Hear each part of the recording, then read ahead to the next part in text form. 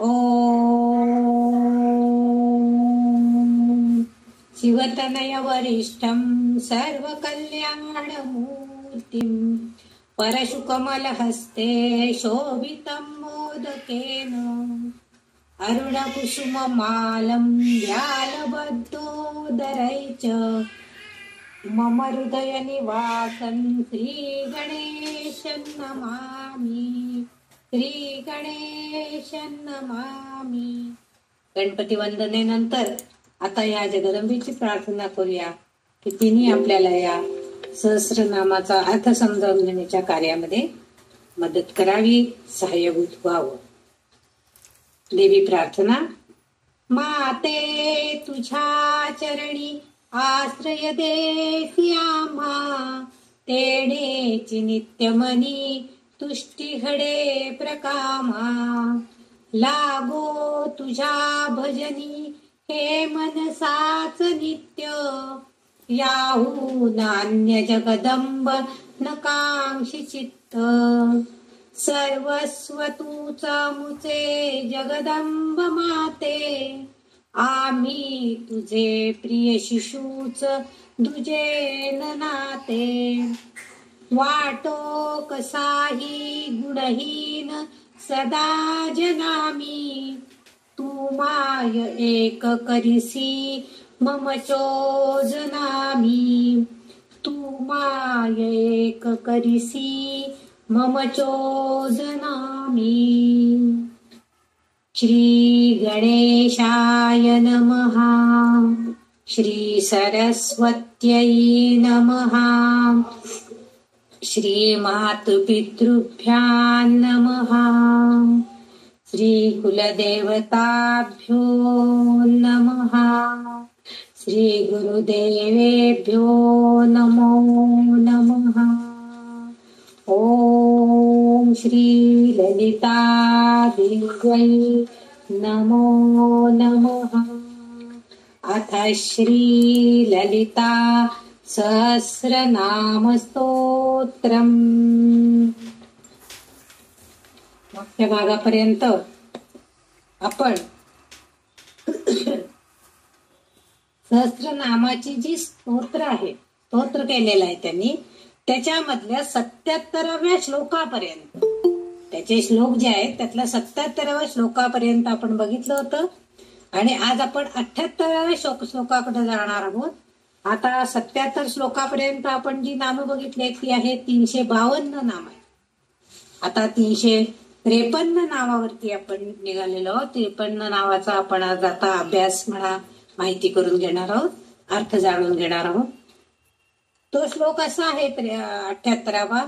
भक्तिमत कल्पलतिका पशुपाश विमोचिनी, संवृता शेष पाखंडा सदाचार प्रवर्तिका. पहिलं जे नाम आहे ते भक्तिमत कल्पलतिका. आता इथं कल्प म्हणजे हे एक दैवी लता, म्हणजे एक दैवी वेल आहे. कल्प म्हणजे कल्पवृक्ष म्हणजे जसं आहे तसं कल्पलता. कल्पलता, लता म्हणजे वेल, आणि कल्पलता, कल्पवृक्ष म्हणजे जो सगळं इच्छिलेलं देणारा असतो, तसं ही कल्पलता म्हणजे ती पण सगळं इच्छिलेलं देणारी आहे. जिच्या सानिध्यामध्ये आलं, जिच्या खाली बसून आपण एखादं काही मागणं केलं तर ते ती पूर्ण करणारी, वरदान देणारी अशी ही कल्पलता म्हणजे वेल आहे. भक्तमत, भक्तमत म्हणजे भक्तांची, भक्तांचं जे मनोरथ आहे, जे त्यांना इच्छित आहे ते सगळं पुरवणारी, त्यांचं पूर्ण करणारी अशी ही कल्पलता म्हणून हिची नेमणूक, म्हणजे हिचं नाव म्हणून ते सांगितलेलं आहे. भक्तमत कल्पलतिका. लतिका म्हणजे सुद्धा वेलच, लता वेल अशा अर्थाने. म्हणजे ही देवी भक्तांना वरदान देते. आता वेल जर आपण बघितलं, झाड असेल तर ते कसं मुळं खाली जमिनीत वाढतात आणि वरती वृक्ष वाढतो आणि त्यांना फांद्या येतात. पण वेल जर आपण बघितली तर वेल ही कशाच्या तरी आधारानं पसरते. म्हणजे पसरणं हा तिचा गुणधर्म आहे. म्हणजे ती कुठं ना कुठं वरचढीला जागा पकडून घट्ट अगदी भिंतीवर सुद्धा ती वेल पसरली जाते. म्हणजे पसरणं हा तिचा गुणधर्म आहे आणि हा येथे सूचित केला जातो. म्हणजे तिचे भक्त जसे संपूर्णपणे पृथ्वीवरती पसरलेले आहेत. आणि येथे भक्त म्हणजे संपूर्ण मानवतेचं प्रतीक अशा स्वरूपामध्ये त्याचा उल्लेख आहे. म्हणजे संपूर्ण मानव जात जी आहे या मानवाला संपूर्णपणे आपल्या भक्तीनं प्रेरित करण्याचं काम ही आपली ललिता देवी करते आणि ती प्रतिनिधित्व करते. म्हणजे हा एक भक्त हा त्या सगळ्यांचं प्रतिनिधित्व करणारा शब्द आहे. इथं भक्त म्हणजे त्यांनी भक्ती केलीच पाहिजे, पूजा अर्चा केलीच पाहिजे असं नाहीये. तर जे भक्त किंवा जे मानव ह्या पृथ्वी तलावर सगळीकडे पसरलेले आहेत त्या सगळ्यांना कृपा करण्याचं काम ही ललिता देवी करते. म्हणून तिचं इथं वाग्देवींनी उल्लेख केलाय, भक्तिमत कल्पलतिका. आता इथं काही ठिकाणी कल्प म्हणजे अपूर्णता असाही काही ठिकाणी अर्थ आहे. आपण म्हणतो ना ह्या कल्पामध्ये ते झालं, त्या कल्पामध्ये ते झालं, असं जे आपण म्हणतो म्हणजे काही विशिष्ट भाग म्हणजे पूर्ण नाहीये, ते अपूर्ण आहे. जे या जगन्मातेची परिपूर्ण, आता इथं मात्र कसं आहे की जे या मातेची परिपूर्णपणे भक्ती करतात त्यांना ही श्रीमाता अनेक जन्मामध्ये सुद्धा परिपूर्ण भक्तीचं ज्ञान प्राप्त करून देते आणि शेवटी अंतिम मुक्ती सुद्धा प्रदान करते. म्हणजे परिपूर्णता देण्याचं काम, परिपूर्णतेचं वरदान ही ललितांबिका आपल्याला देते आहे. आणि म्हणून तिला इथं भक्तिमत कल्पलतिका असं नाव दिलेलं आहे. म्हणजे जरी कल्प म्हणजे अपूर्ण असा अर्थ असला तरी सुद्धा ही जगन्माता त्यांना त्यांच्या भक्तीच्या योगामुळं त्यांनी जे भक्ती करतायत त्या भक्तीवरती प्रसन्न होऊन त्यांना परिपूर्ण असं ज्ञान देते आणि अंतिम मुक्ती देते. अंतिम मुक्ती म्हणजे काय की जिथं पुनर्जन्म नाही. मागच्या एका नामामध्ये मी सांगितलं होतं की पुनर्जन्म जो नाहीये त्याला अंतिम मुक्ती म्हणायचं. आणि मोक्ष जो आहे, मोक्ष म्हणजे काय, फक्त स्वर्गात प्रवेश. म्हणजे आपण काही सत्कार्य केलेले असेल तर त्या सत्कर्माच्या योगानं, त्या सत्कार्याच्या योगानं आत्म्यांना, आपल्या अंतरंगामध्ये जो आत्मा आहे, जो अविनाशी आहे, अक्षर आहे, त्या जन्मा जो आत्मा आहे त्या आत्म्याला काही काळ स्वर्गामध्ये वास्तव्य करायला मिळतं, विश्रांती मिळते.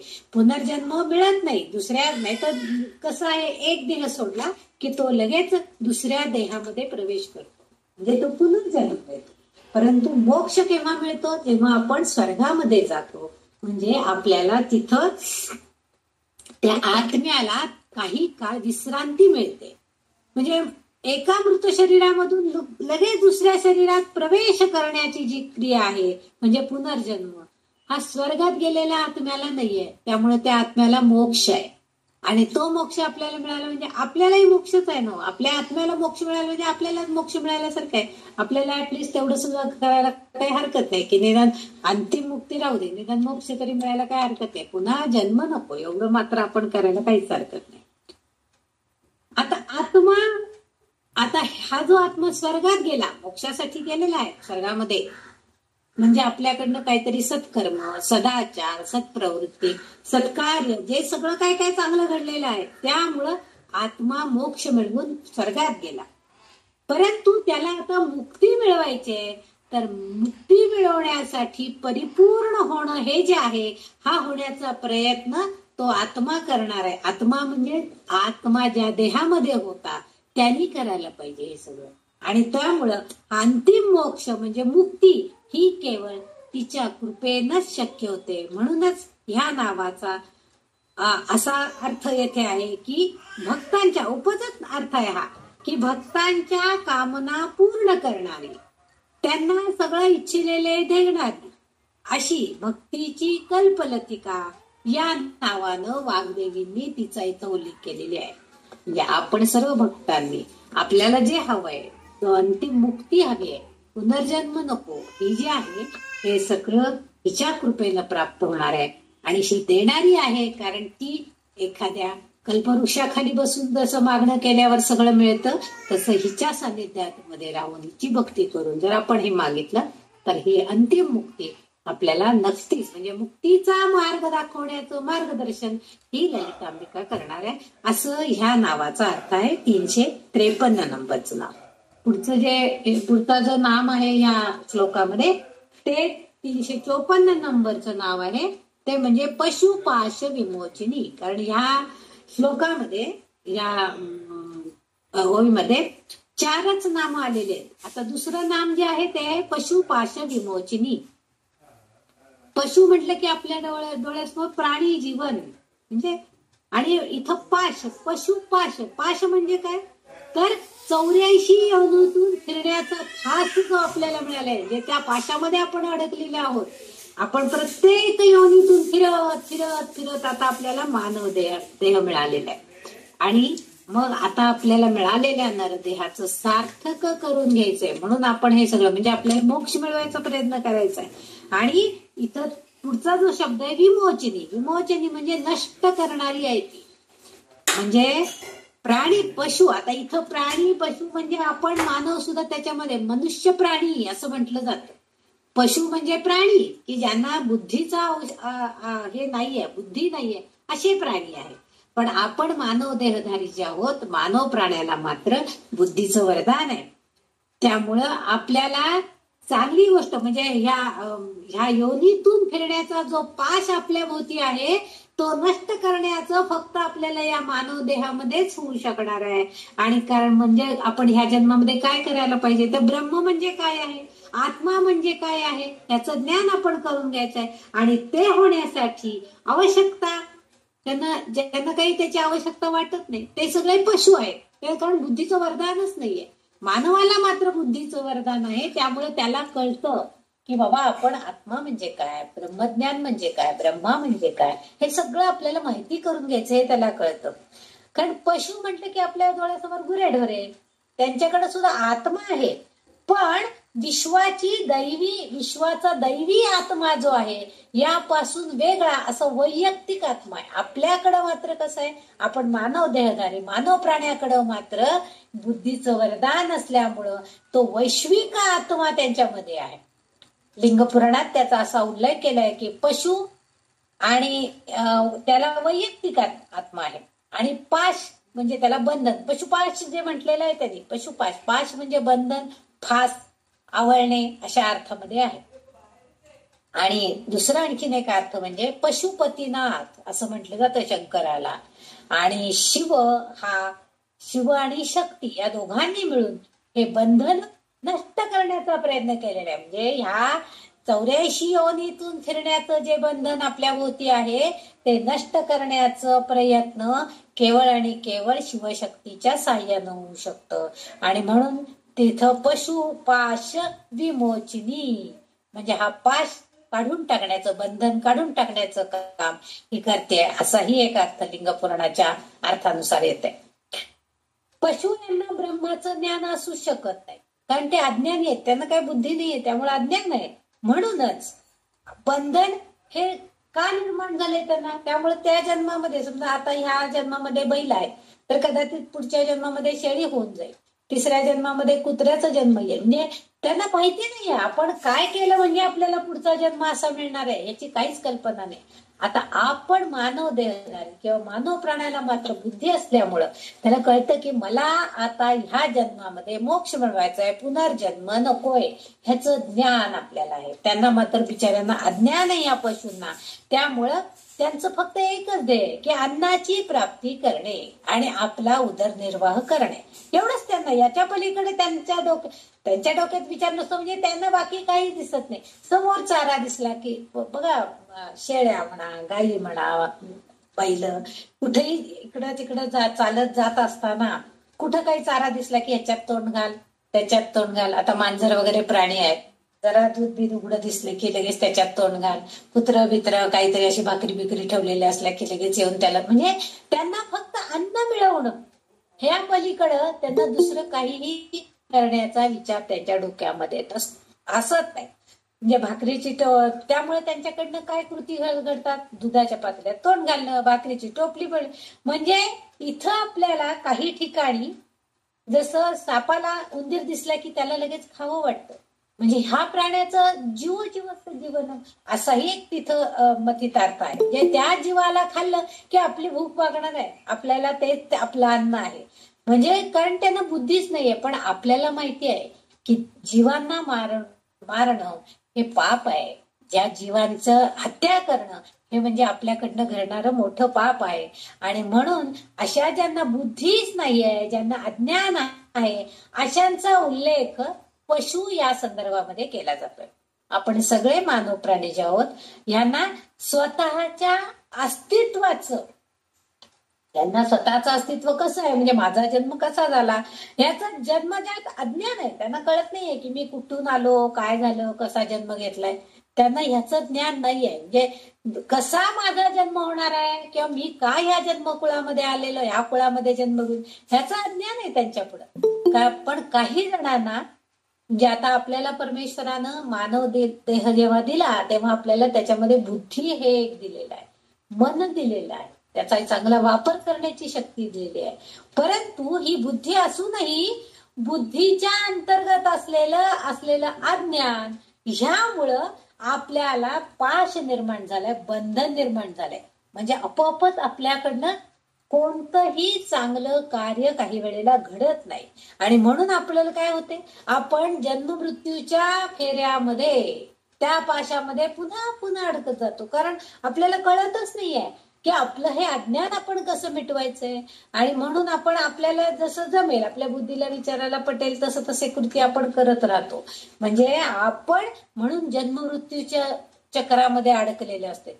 पण आपल्याला जर या अज्ञानाच्या बंधनातून मुक्तता मिळवायची असेल, हेच आपलं ध्येय असेल, तर आपोआपच आपण जर या ललितांबिकेचे जर आपण भक्ती केली, पूजन केलं, मागच्या नावामध्ये त्यांनी सांगितले तुम्ही तिची भक्ती केली तर ती तुम्हाला मार्गदर्शन करणार आहे.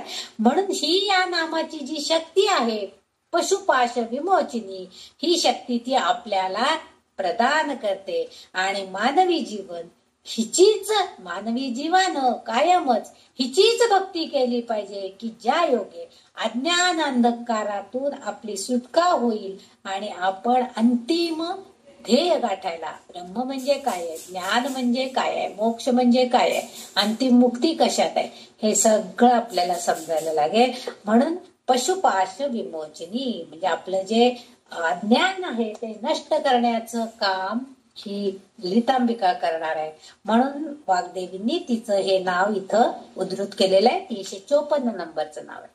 त्याच्या पुढचं जे नाव आहे 355, पुढचं नाव आहे संवृता शेष पाखंडा. आता याच्यामध्ये संवृता, शेष आणि पाखंडा असे 3 शब्द आहेत. शेष म्हटलं की आपल्याला माहितीये एक अर्थ होतो नाग आणि एक अर्थ म्हणजे शिल्लक किंवा उरलेलं. पाखंडा म्हणजे काय, तर खोटारडा किंवा दुराचरण करणारा किंवा पाषाण हृदयी. पाखंडा काही ठिकाणी पाषंडा असं पण उल्लेख काही पुस्तकांमध्ये, काही PDF मध्ये वगैरे आहे. पाषाण हृदय म्हणजे पाषाण म्हणजे दगड, जो अचेतन आहे, ज्याला काही मन नाही, बुद्धी नाही, काही नाही, अचेतन. त्याच्यावरती आपण जसा त्याला आकार देऊ, छन्नी हातोड्यांनी समजा आपण त्याला देवाची मूर्ती बनवली तर तो देव म्हणून घडेल. एखाद्या इमारतीची पायरी म्हणून त्याचा उपयोग होईल, एखाद्या देवाच्या चौथरा म्हणून त्याचा उपयोग केला. म्हणजे प्रत्येक तो पाषाण आहे, कठीण दगड आहे तो.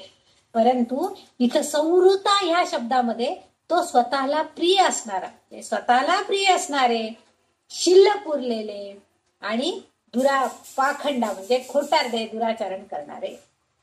आता इथं हे या 3 शब्दाचे शब्दशः अर्थ म्हटलं तर असे आहे, जे भक्त किंवा मानव हे धर्माच्या तत्वांच्या सीमा ओलांडतात, त्यांनी घालून दिलेल्या तत्वानुसार, नियमानुसार आचरण करत नाही, ते सर्व पाषाण म्हणजे दगडासारखे स्थूल बुद्धीचे असतात, पाखंडी असतात, खोटारडे असतात. त्या सर्व लोकांचा नाश इथं तिने सांगितलंय की ह्या लोकांना या दुराचारापासून दूर करायचंय त्यांना, म्हणून त्या लोकांचा नाश करण्याचं काम ही ललिता माता करते, असं या नामामध्ये त्यांना सांगायचं आहे. जे धर्माचं आचरण करतात ते संवृद्ध म्हणजे तिला आवडणारे आहेत, की जे स्वतःच्या मनाला पटणारं कार्य करतात, सदाचार करतात, ते सोडून उरलेले सगळे कोण आहेत तर पाखंडी आहेत, विधर्मी लोक आहेत. म्हणजे जे वेदांना जाणत नाही, धर्माचरणाचं ज्ञान करत नाही किंवा धार्मिक वृत्ती त्यांची नसते, धर्माच्या तत्वानुसार आचरण करत नाही, त्या सगळ्या सीमा ओलांडून त्याच्या पलीकडं त्यांचं दुर्वर्तन करण्याकडं कल झालेला दिसतो. म्हणजे वेदांतर्गत जे ज्ञान आहे, घालून दिलेले नियम आहेत, बंधन आहेत, त्यानुसार आचरण करणं हे त्यांना माहीतच नाहीये. आणि म्हणून त्यांनाही कृपा करून, त्यांच्यावरही कृपा देवी ही देवी मा करते आहे. ज्या कुठं करते ते पुढच्या नामात ते सांगतायत.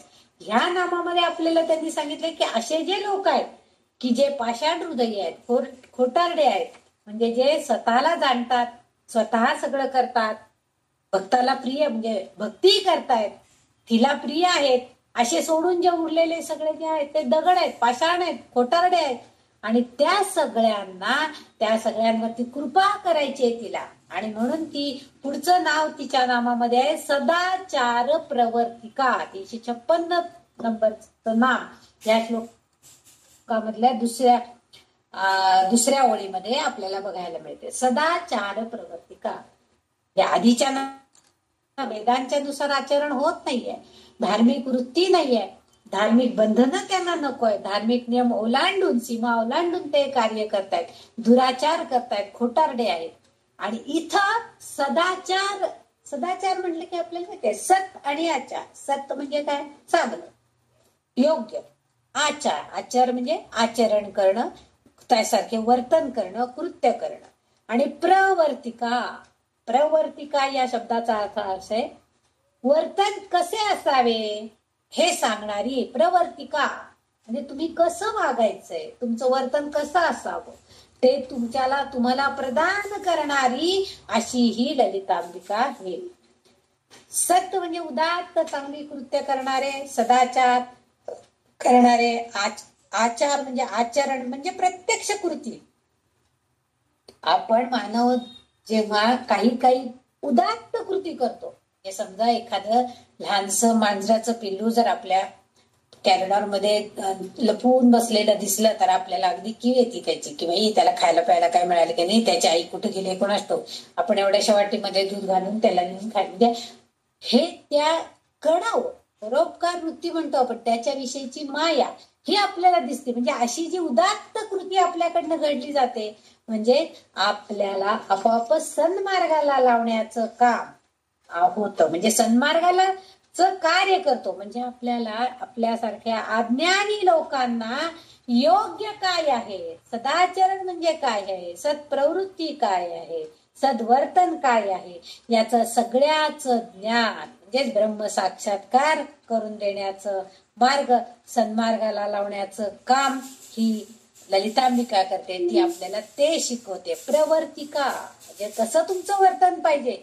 म्हणजे तुमची बुद्धी ती प्रदान करते तुम्हाला, की तुम्हाला चांगल्या प्रकारे वर्तन. एकाच घरात जन्मलेली मुलं असतात, एकाच आईच्या पोटी जन्मलेली असतात, सगळ्यांवर सारखे संस्कार केलेले असतात.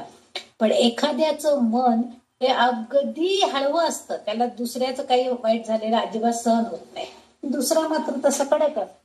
परंतु ती ललितांबिका मात्र काय करते, सगळ्यांना सारखंच लेखते. ती सगळ्यांना सदाचार म्हणजे आई जसं आपल्या सगळ्या मुलांना, तिला माहित असतं माझं हे लेकरू जराशी फार हट्टी आहे, हा ऐकत नाही, दुसरं जे आहे ते नाही, ते त्याला लगेच समजतं, तो फार समजूतदार आहे, आईला माहित असतं. तसं ह्या मातेला सुद्धा माहिती आहे की माझे जे भक्त आहेत, हे भक्त काही थोडे असेच आहेत की ते दुराचारी आहेत, त्यांना अज्ञानाने अंधकाराने ते झाकळून गेलेले आहेत. पण ह्या सगळ्यांना सद्वर्तनाकडे वळवण्यासाठी, सदाचार करण्याची प्रवृत्ती त्यांच्यामध्ये देण्यासाठी अशी सद्बुद्धी प्रदान करण्याचं काम मातेच्या भावनेनं ही जगन्माता करते आहे.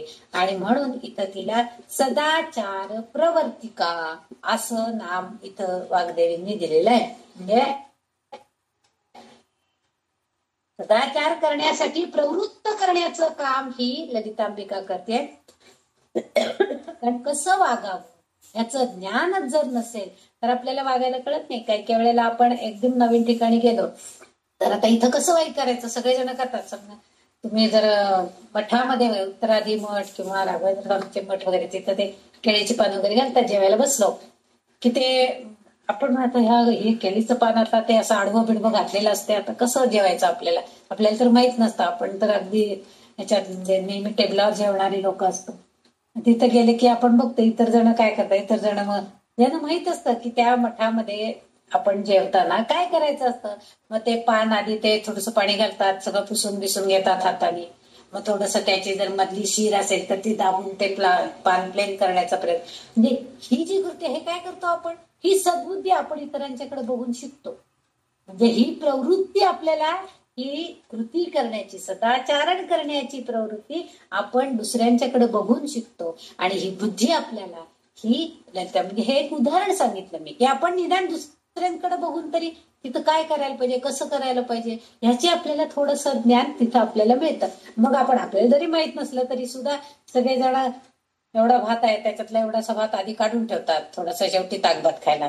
काही जण मग आधी त्याने जे वाढलेलं असेल काय वरण म्हणा काय ते होळी वगैरे काय काय असेल ते थोडं थोडं सगळा भात थोडं थोडं ज्याला माहित नसतं त्याची फार पंचायत होऊन बसते की एकदम हा भात आता एवढा खायचा कसा आणि कशाबरोबर खायचा. त्यांनी ते थोडं थोडं आणून सारखं वाढत असतात. ज्याला माहित नसतं त्याची फार पंचायत होते. म्हणजे हे अज्ञान आहे. ज्याला माहिती आहे त्याला काही प्रश्न नाही हो, कारण त्यांनी त्याचा अभ्यास केलेला आहे. त्याला माहिती आहे की इथं जेवताना काय पद्धत आहे.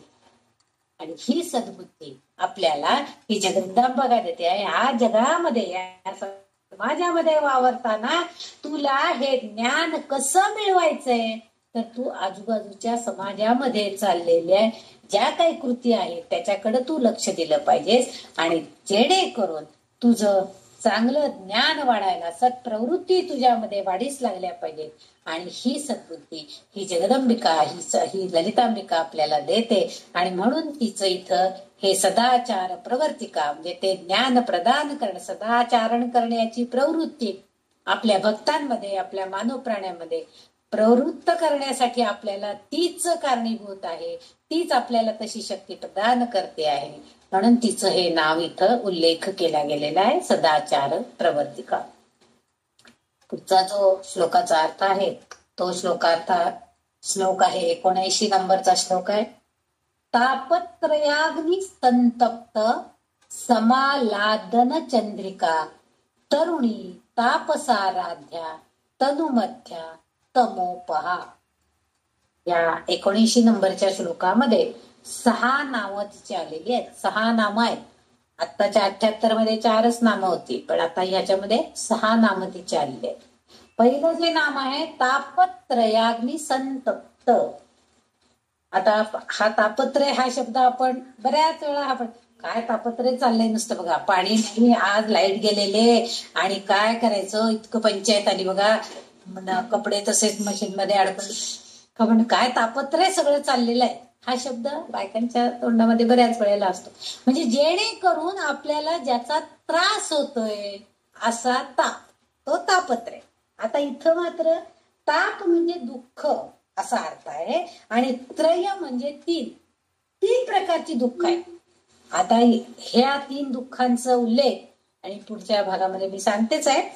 आणि संतप्त तापत्रय अग्नी, तापत्रयाग्नी हा जो शब्द आहे त्याच्यामध्ये ताप, त्रय आणि अग्नी असे 3 संधी केलेले आहे. त्या संधी फोड केली तर अग्नी म्हणजे दाह देणारा, दुःखी देणार. म्हणजे समजा एखादं गॅस पेटलेला आहे किंवा उदबत्ती पेटलेली आहे, म्हणजे अग्नी तिथं प्रज्वलित आहे किंवा समई लावलेली आहे. उगीच जर समजा एखादं लहान बाळ जाऊन जर त्या अग्नीला धरलं तर नक्कीच त्याचा हाताला दाह लागणार, म्हणजे दुःख होणार, त्याला भाजणार. म्हणजे अग्नी हा दाह देणारा आहे, दुःख देणारा आहे. आणि त्रय म्हणजे 3 असा अर्थ आहे. आणि ताप म्हणजे दुःख. असे 3 शब्द याच्यामध्ये ताप, त्रय आणि अग्नी. आणि संतप्त याच्यामध्ये संतप्त म्हणजे पुढं समालादन चंद्रिका, तो एकत्र सगळा शब्द त्यांनी घेतलेला आहे. जे ही जी सगळी ओळ आहे समालादन चंद्रिका, सम म्हणजे एकसारखं, आणि आल्हादन, आल्हाद म्हणजे आपल्याला आनंद, आणि चंद्रिका म्हणजे चंद्र, चंद्राचा प्रकाश. जे ह्या संपूर्ण एकच जे चरण आहे, तापत्रयाग्नि संतप्त समालादन चंद्रिका, असं तिचं संपूर्ण एकच नाव आहे. आता जसं तापत्रय म्हणजे ताप देते, दुःख देते, अग्नीसारखा दाह, आणखी दुःख मिळतंय आपल्याला, आणि या सगळ्यातनं पुढे काय होते, समालादन चंद्रिका, ती काय करते, चंद्रासारखी शीतलता देते, म्हणजे चंद्रासारखं सुख देते. चंद्राच्या चांदण्याच्या मध्ये जशी शीतलता आहे, गारवा आहे, किंवा त्याचं चांदणं जसं आपल्याला डोळ्यांना अगदी शांतता देत असते, त्यासारखं म्हणजे चंद्रप्रकाश हा जो आहे त्यासारखी ती आहे. सम आल्हादन चंद्रिका, सम म्हणजे त्यासारखी, म्हणजे चंद्राचा प्रकाश जितका आल्हाददायक असतो, जितका शांत असतो, जितका आपल्याला त्याच्याकडे बघितलं की छान वाटतं, तशासारखं ती सुद्धा ही जी ललितांबिका आहे ती सुद्धा आहे. कशासाठी आहे ती, तर तापत्रयाग्नि संतप्त, म्हणजे ह्या जे दुःख आहे, अग्नीमुळे होणार, 3 अग्नीमुळे होणार जे दुःख आहे ते संतप्त, सगळं संपून टाकणारी अशी ही आहे, असा अर्थ या शब्दशः या सगळ्या शब्दांचा अर्थ जर आपण विचार केला तर तो असा अर्थ आपल्याला इथं दिसतंय की भक्तांच्या संसारामध्ये 3 प्रकारच्या त्रासांनीत असलेले जे लोक असतात, त्या सगळ्या लोकांना ती शीतल अशा चांदण्याप्रमाणे ती सुखवते. चंद्रप्रकाशामध्ये जो सुखावहपणा आहे, जी शीतलता आहे, ती आमच्या या ललितांबिकेकडे आहे, आणि त्या प्रकाशानं ती आपल्या भक्तांना आल्हादकारक बनवते. कारण ते काय झालेले आहे, तर संसारामध्ये 3 प्रकारचे जे त्रास आहेत, त्या त्रासानं हे ग्रासले गेलेले आहेत. त्या अग्नीचा, त्या त्रासांचा म्हणजे अग्नीचा दाह त्यांना आता सहन होत नाहीये. त्याच्यातून वाचवण्यासाठी, त्याच्यातून त्यांना सुखावह बाहेर काढण्यासाठी काम ही जगदंबिका करते. प्राचीन धर्मग्रंथामध्ये शरीर, तत्व आणि देवता यांच्या संबंधामध्ये 3 प्रकारच्या दुःखांबद्दल सांगितलेलं आहे. शारीरिक दुःख, तात्विक दुःख आणि देवतेच्या कोपामुळे झालेलं दुःख. साधा सरळ धर्मग्रंथांमध्ये या ही सगळ्या प्रकारची दुःख आहेत. आपण भगवद्गीतेमध्ये जर बघितलं तर भगवद्गीतेत सुद्धा सांगितलेले आहे, पण त्यांनी त्याला दुःख म्हटलं नाहीये. आध्यात्मिक कर्म, आधिभौतिक कर्म आणि अधिदैविक कर्म असं म्हटलेलं आहे. बरोबरच आहे. आध्यात्मिक कर्म आपण जे कर्म करतोय ते म्हणजे अंतःकरणाच्या 4 घटकांपासनं जे आपली कर्मेंद्रिय, 4 ज्ञानेंद्रिय यांच्याकडून जे आपल्याकडनं कार्य केले जाते आणि त्याच्याकडून जे आपल्याला दुःख मिळते ते आहे आध्यात्मिक दुःख. आधिभौतिक दुःख जे आहे ते म्हणजे मूलभूत जे घटक आहेत, मूलभूत घटक, 5 मूलभूत घटक जे आहेत त्या आणि ज्ञानेंद्रिय यांच्या सहाय्यानं जे आपल्या भौतिक शरीरासाठी जे केलं जातं त्यापासून जे दुःख प्राप्त होतं ते आधिभौतिक दुःख. आणि आधिदैविक दुःख, आधिदैविक दुःख म्हणजे आपल्याकडं बऱ्याच वेळेला समजा एखादा लहान मुलं आहे आणि कुठून तरी जाऊन आलं आणि सगळ्यांनी त्याचं खूप कौतुक केलं, तर आल्याबरोबर आपण म्हणतो की अगो बाई कोणाची दृष्टविष्ट नको लागायला बरं का, लगेच त्याची दृष्टविष्ट काढून टाकतो आपण. किंवा ते काढायची राहिली तर ते लहान मूल रडायला लागतं किंवा त्याला ताप येतो. अशा गोष्टी लहान मुलांच्या बाबतीत हे फार घडतं, मोठ्यांच्या बाबतीत सुद्धा घडतं. मग ही जी गोष्ट आहे ही काय आहे, तर अतिमानवी ज्या शक्ती आहेत, आपण जेव्हा जिथून कुठं जातो येतो त्यावेळेस काही अतिमानवी शक्तींचा वापर तंत्र मंत्र या स्वरूपामध्ये ज्ञानेंद्रियांच्या साह्यानं सगळे कार्य करतात. म्हणजे आपल्याकडे जे तांत्रिक लोक काम करतात, म्हणजे जारण मारण शक्ती वगैरे हे जर तुम्ही ऐकलं कोकणात वगैरे तरी ह्या शक्ती फार आहेत. म्हणजे ते लोक पण आहेत की जे ते काय असा घंटा वगैरे त्या माणसाच्या नावानं बांधतात आणि सांगतात की तुम्ही त्या म्हणजे त्यांच्यावरती कार्य करतात की जेणेकरून त्यांनी बुद्धीचा योग्य वापर केला जाणार नाही किंवा त्यांच्याकडच्या सगळ्या पैशाचा नाश होईल. जे बुद्धीच काम देत नाही अशी जी आहे म्हणजे ज्ञानेंद्रियांचं जे कार्य आहे ते ज्ञानेंद्रियांचं कार्य त्यांच्याकडनं होत नाही आणि ते जे दुःख आहे ते आधी दैविक दुःख आहे. प्रत्यक्षात दिसताना काय आहे एखाद्या मंत्रानं एखाद्या तंत्रानं असं खरं तर त्यांच्यावरती परिणाम केलेला असतो. म्हणजे दैविक शक्ती देवाच त्या ती सुद्धा एक प्रकारची मांत्रिक किंवा तांत्रिक ह्या शक्ती आहेत. आपण ललितांबिकेच्या नावामध्ये ती तंत्रात्मिक आहे यंत्रात्मिक आहे हे सगळं आपण बघितलेलं आहे. म्हणजे ती शक्ती पण ती चांगल्या मी तेव्हाच सांगितलं होतं की ती जर चांगल्या कारणासाठी उपयोगात आणली असेल तर ते चांगलं आहे. एखाद्याला खूप ताप आलाय तो ताप उतरवण्यासाठी जर एखाद्या मंत्रानं त्याच्या पाण्याच्या घड्या ठेवून मंत्र म्हणून जर तो ताप उतरला तर त्या मंत्राचा उपयोग आहे. परंतु त्याचा ताप वाढवण्यासाठी जर एखादा मंत्र म्हटला गेला तर ती जी आहे ती आधी दैविक शक्ती आहे आणि त्यामुळे काय होतं दुःख प्राप्त होतं. म्हणून इथं ह्या श्लोकामध्ये तापत्रयाग्नी संतप्त असं म्हटलंय. त्रयाग्नी हे तीन अग्नी आता इथं दाह देणार म्हणजे दुःख देणार म्हणजे ही तीन दुःख देणाऱ्या तीन गोष्टी आहेत मानव प्राण्याला. आधी भौतिक आध्यात्मिक आणि आधी दैविक या तिन्ही म्हणजे हे सर्व ज्ञानेंद्रियांशी संबंधित आहे. आपली जी ज्ञानेंद्रिय आपण जे काम करतो सगळं कर्मेंद्रिय ज्ञानेंद्रिय पंचभूतांची महाघटकं जी सगळी आहेत या सगळ्यांच्या साह्यानं आपण जीवन जगत असतो आणि या सगळ्याला ह्या ज्ञानेंद्रियांचं कार्य अतिशय महत्वाचं आहे. म्हणून गीतेत मात्र भगवंतांनी याला कर्म म्हटलंय पण येथे त्याचा अर्थ वाग्देवतेंनी मात्र तीन प्रकारचे अग्नीचा दाह देणारी म्हणजे दुःख देणारी कर्मबंधने असं घेतलंय आणि संसार बंधन असा घेतला आहे. या संसार बंधनात अडकलेल्याला दुःख हे भोगावेच लागते. कधी कधी प्रसंगी गंभीर त्याचं नुकसान होतं पण जर ललिता मातेची कृपा असेल तर ती चंद्रासारखी शीतलता म्हणजे कृपा वर्षाव त्या भक्तावरती करते आणि वरील सांगितलेल्या तीनही दुःखांचं संकट हरण करणं किंवा त्या संकटाशी लढण्यासाठी प्रभावीपणे त्या भक्तांना शक्ती देते आणि आनंद प्रदान करते.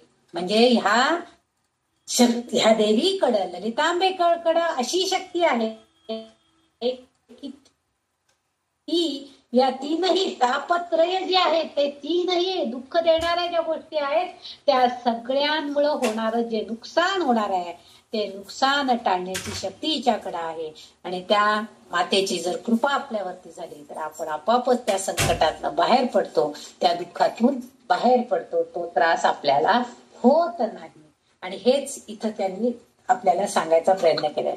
म्हणजे या नामाचा शब्दशः अर्थ बघितला तर तिच्या पूर्ण कृपेनं तीनही तापत्रयामध्ये तीनही दुःखांमध्ये संकटांमध्ये असणाऱ्या भक्तांवर तिची पूर्णपणे कृपा असेल.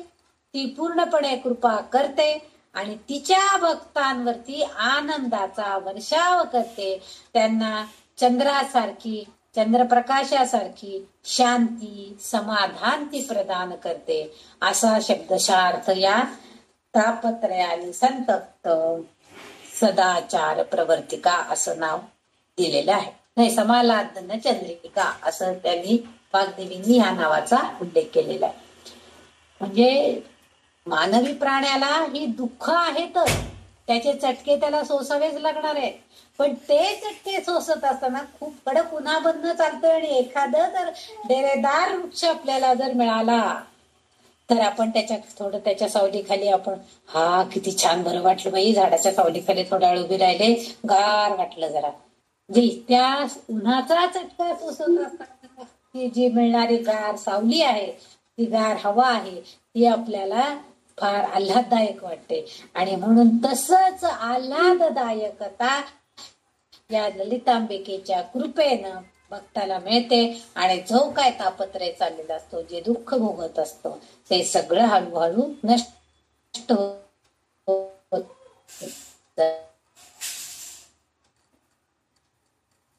आता इथं आपण म्हणतो तरुणी म्हणजे आपण आपल्या ज्या 4 3 अवस्था आहेत, बाल्य, तारुण्य आणि वृद्ध, त्या आपल्या जीवनाच्या 3 अवस्था ज्या आहेत त्यातलं तरुण पण हे मधली अवस्था आहे, तारुण्य. पण ही ललितांबिका कशी आहे, ती नित्य तरुणी आहे. तिला बाल्यही नाहीये आणि तिला वृद्ध पण म्हणता येणार नाही, कारण ती सदैव अनंत काळपर्यंत ती तरुणच राहणार आहे. तिला जर ती अक्षय आहे, अविनाशी आहे, ब्रह्मस्वरूपामध्ये आहे, आत्मास्वरूपामध्ये आहे, आपल्या अंतरात्म्यामध्ये, तर तिला विनाश नाहीच आहे, अविनाशी आहे ती. मग तिला कशाला बाल्यावस्था येते आणि वृद्धावस्था येते? कायम तरुण, चिर तरुण असल्यासारखी आहे तिला, त्यामुळे तिला तरुणी असा उल्लेख यांनी केलेला आहे. आपण बघतो, आपण किती तरुण दिसावं म्हणून अगदी प्रयत्न करतो, केस बीस रंगवतो, परंतु केसात 1 2 4 चंदेरी केस दिसायला लागले की म्हणतो, किंवा आपल्या शारीरिक हालचाली मंदाव्या लागतात. आपण म्हणतो की नाही ग, आता होत नाही मला.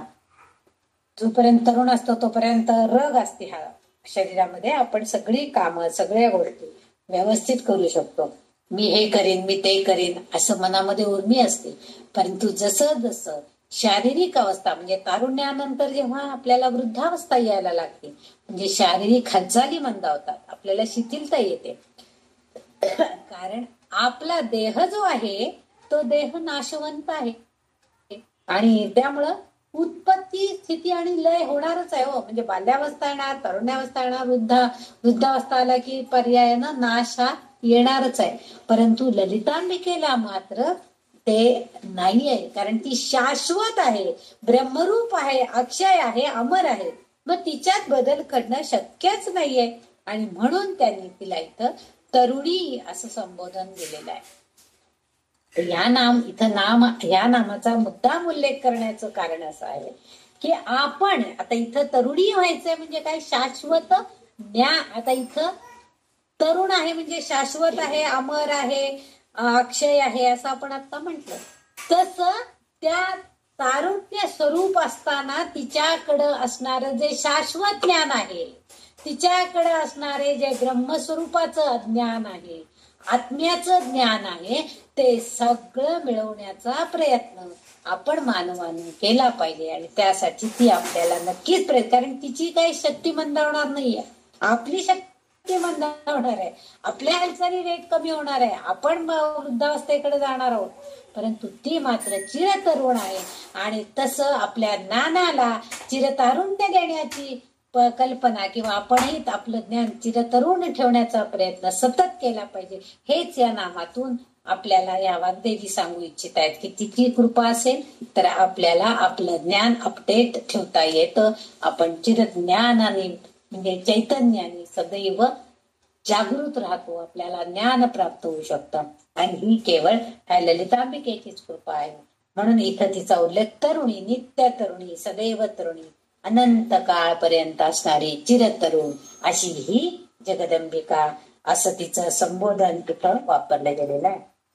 दुसरं जे नाव आहे ते तापसाराध्या. तापस म्हणजे तपस्वी लोक. आराध्य कोणाला म्हणतो आपण, हे माझं आराध्य दैवत आहे, विठोबा हा माझा आराध्य दैवत आहे, मला विठोबा अतिशय आवडतो.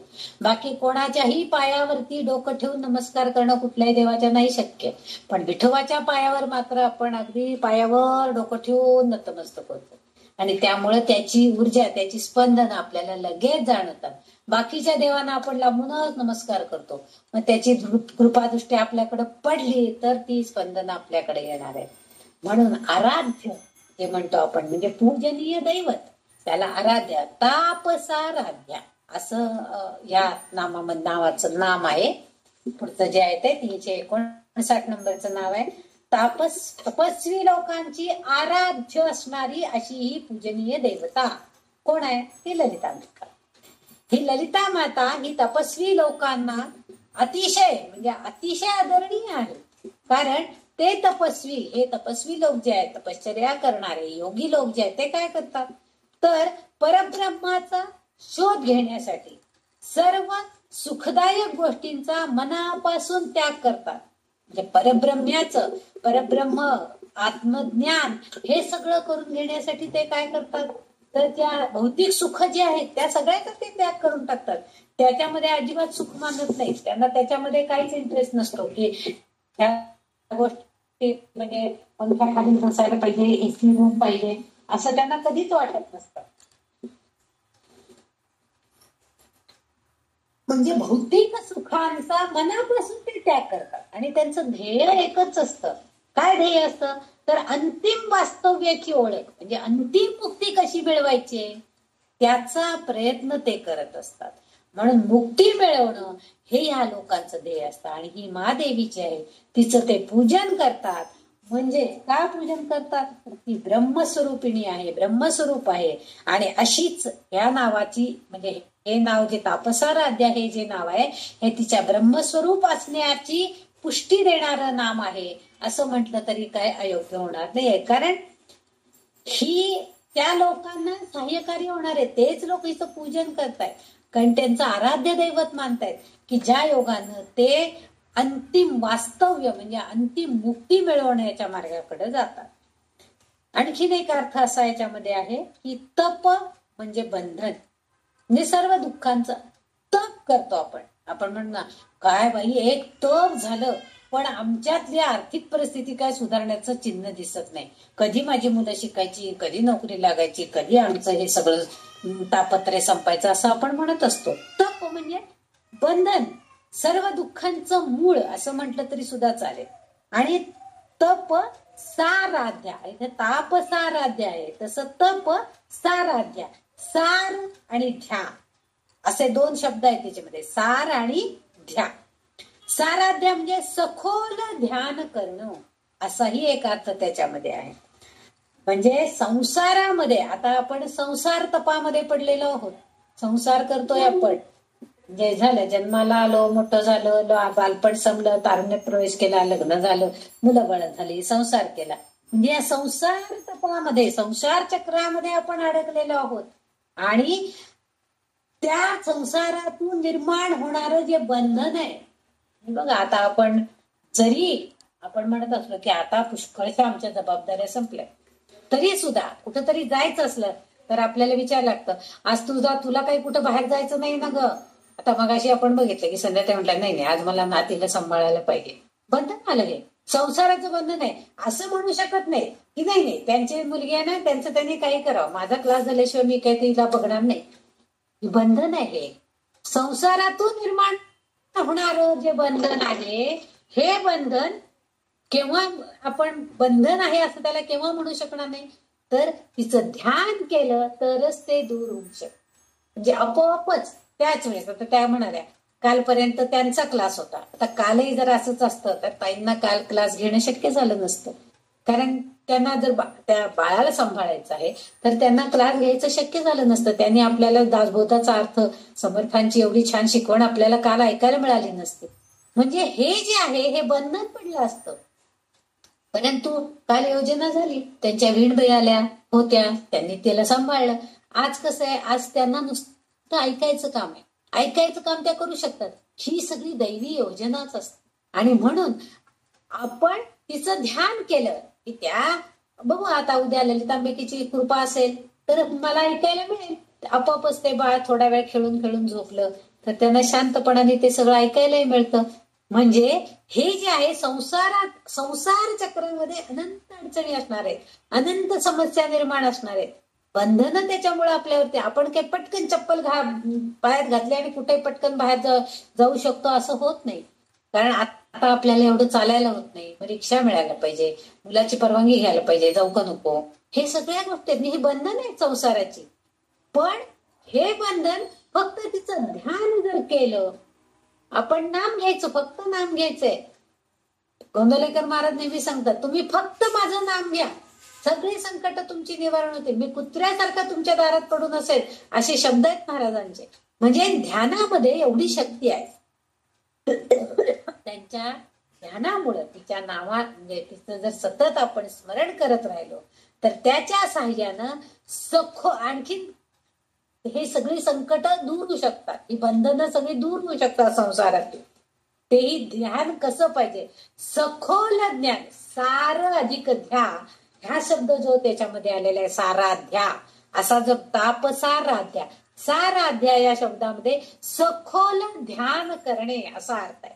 नुसतं ध्यान नाही, सखोल. खोल आपण म्हणतो नुसतं विहीर आहे पण खोल विहीर आहे.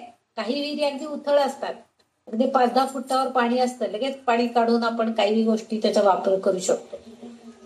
पण काही विहिरी खूप खोल असतात, म्हणजे तसं खोल म्हणजे अंतर्गत भागामध्ये जायला लागते, म्हणजे सखोलपणे, म्हणजे अतिशय खोल जाऊन अंतर्गत ध्यानानं आपण तिचं स्मरण केलं पाहिजे. त्याच्या साह्यानं आपण आपोआपच सगळी बंधनं दूर होऊ शकतात. म्हणजे तो भक्त तिचा कृपांकित होतो, आनंदित होतो आणि तिलाच आपली आराध्य देवता, मुख्य पूजनीय दैवत मानतो. म्हणून तिला तापसाराध्या असं हे नाम वाग्देवींनी दिलेलं आहे. आपल्याला आपल्या दैनंदिन व्यवहारामध्ये सुद्धा बऱ्याच वेळेला अशा गोष्टींचं अनुभव येत असतो. आपण म्हणतो की काय बाई आता मला आज जायचंय, खरं पाऊस तर आता आमच्याकडेच काल आमच्याकडे वारीला सगळ्या जणी विठोबाला जाणार होत्या, पण परवाच्या दिवशी रात्री इतका पाऊस की आता काय दुथडी भरून म्हणतो ना तसं आता सगळीकडे ओढे नाले व्हायला लागलेत आणि आता दुसऱ्या दिवशी जायला येईल की नाही असं वाटत होतं. पण तू सकाळी छान उजाडलं, ऊन पडलं आणि छानपैकी चालत वारी आमची पार पडली.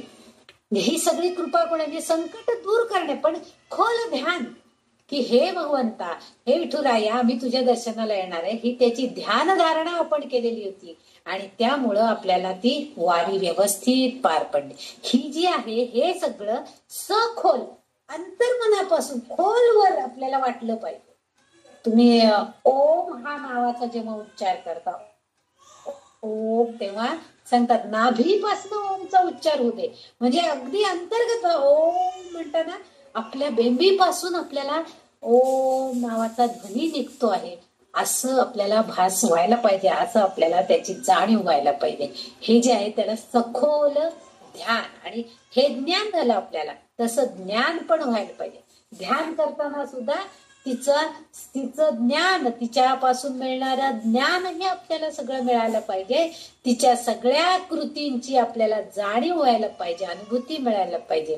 आणि म्हणून तिला तापसाराध्या अशा नावाचा उल्लेख केलेला आहे. भक्त जर तिचा कृपांकित झाला तर तिला ते सगळं त्या ध्यानामुळं त्याला सखोल ज्ञान, अंतर्ज्ञान प्राप्त होतं आणि तो आपोआपच त्या आपल्या पूजनीय देवतेला, म्हणजे आमच्या या ललितांबिकेचे आराध्य देवता म्हणून पूजा करतो, भक्ती करतो आणि मग आपोआपच तिच्याकडे असणारा आनंदाचा ठेवा तो आपोआपच आपल्याकडे, आपल्या भक्तांकडे येतो आणि भक्तही आनंदित होतो. भक्त आनंदित आहे म्हटल्यावर विठू सुद्धा, म्हणजे तो देव सुद्धा आनंदित होईल. बघा वारीत आलेला व्हॉट्सअपवर इतके छान छान कविता येत आहेत की माझ्या भेटीला माझे सगळे भक्त येत आहेत. विठू सुद्धा आनंदित झालाय की आता वर्षानंतर मला माझे सगळे भक्त भेटणार आहेत. खुशीत आहे तो, आनंदात आहे. म्हणजेच काय आहे तर दोघांचही कडं तितकाच ओढ आहे आणि ही ओढ ह्या ललितांबिकेची पूजनामध्ये त्या तप करणाऱ्या, संसाराचं बंधनातून दूर होण्याचा प्रयत्न करणाऱ्या भक्तांकडे असते आणि म्हणून त्यांना त्या सखोल ज्ञानाची प्राप्ती होते आणि आपोआपच ते सगळ्या बंधनातून दूर जातात आणि कृपांकित होतात. या जगदंबिकेचे हास्य नामाचा मतितार्थ असा आहे. पुढचं जे नाव आहे ते म्हणजे तनुमध्या. तनुमध्या हे जे नाव आहे, तनु म्हणजे शरीर आणि मध्या म्हणजे मध्यभाग. आता मागे म्हणजे आता मध्य म्हणजे आपल्या शरीराचा जर मध्य काढायचं झालं तर आपली कंबर ही मध्यभाग आहे आपल्या शरीराचा, म्हणजे कमरेच्या खालचा भाग आणि कमरेच्या वरचा भाग म्हटलं तर कंबर ही मध्यभागी येते. तनुमध्या म्हणजे तिची कंबर किंवा कटी प्रदेश असाही उल्लेख आहे. मागील एका नामामध्ये तिच्या कटी भागाचे वर्णन छान मेखला बांधले, कटिबंधन मेखला वगैरे असं आपण तिचं वर्णन खूप छान केलेलं आहे. तर इथं पंचदशाक्षरी जो मंत्र आहे त्या मंत्रामध्ये सुद्धा मध्यकूट म्हणून 3 कुट आपण त्या पंचदशाक्षरी मंत्रामध्ये बघितलेलं होतं. एक होतं पहिलं वाग्भवकूट, दुसरं होतं मध्यकूट किंवा कामकूट आणि तिसरं शक्तिकूट. ते मध्यकूट आहे म्हणजे काय, मधला भाग आहे. त्यामध्ये आपण काय त्यामध्ये जी अक्षर आहेत ती कोणती आहेत, पंचदशाक्षरी मंत्रामध्ये हस क हल रिम हे मध्यकूटामध्ये येतात. आणि ह्या ही जी 6 अक्षर आहेत ह च क हल रिम ही 6 अक्षर त्या मध्यकूटामध्ये आहेत. या 6 अक्षर म्हणजे संस्कृत साहित्यामध्ये त्या श्लोकामध्ये जी वर्णमाला किंवा शब्दांची संख्या असते त्याला मीटर किंवा चांड या नावाने ओळखले. त्यांनी असा उल्लेख केलेला आहे की श्लोकांची संख्ये म्हणजे श्लोकांमध्ये असणाऱ्या शब्दांच्या संख्येला वर्णमाला ज्या संख्यांनी युक्त आहे म्हणजे 5 अक्षर आहेत 4 अक्षर आहेत. आपण मंत्राची जेव्हा मोजणी करतो षोडशाक्षरी मंत्र, पंचदशाक्षरी मंत्र, पंचाक्षरी मंत्र, त्रयोदशाक्षरी मंत्र असे म्हणतो. म्हणजे त्याच्यामध्ये तितके वर्णमाला आहेत असं आपण सांख्यिक यांनी सांगतो.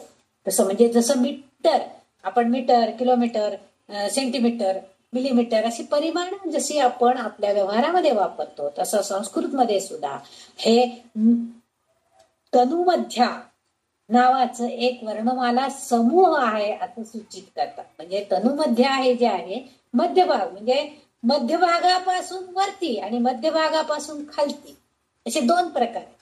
आपण बघतो की सहस्राधार चक्राकडे जाताना सुद्धा आपल्या कमरेपासून म्हणजे नाभीपासून ते चक्राधार चक्र कार्यान्वित होत असतं आणि शेवटी सगळ्या ज्या नाड्या आहेत त्या सगळ्या आपल्या मेंदूपर्यंत येऊन पोहोचतात आणि मग तिथं ते सहस्राधार चक्र जागृत होतं.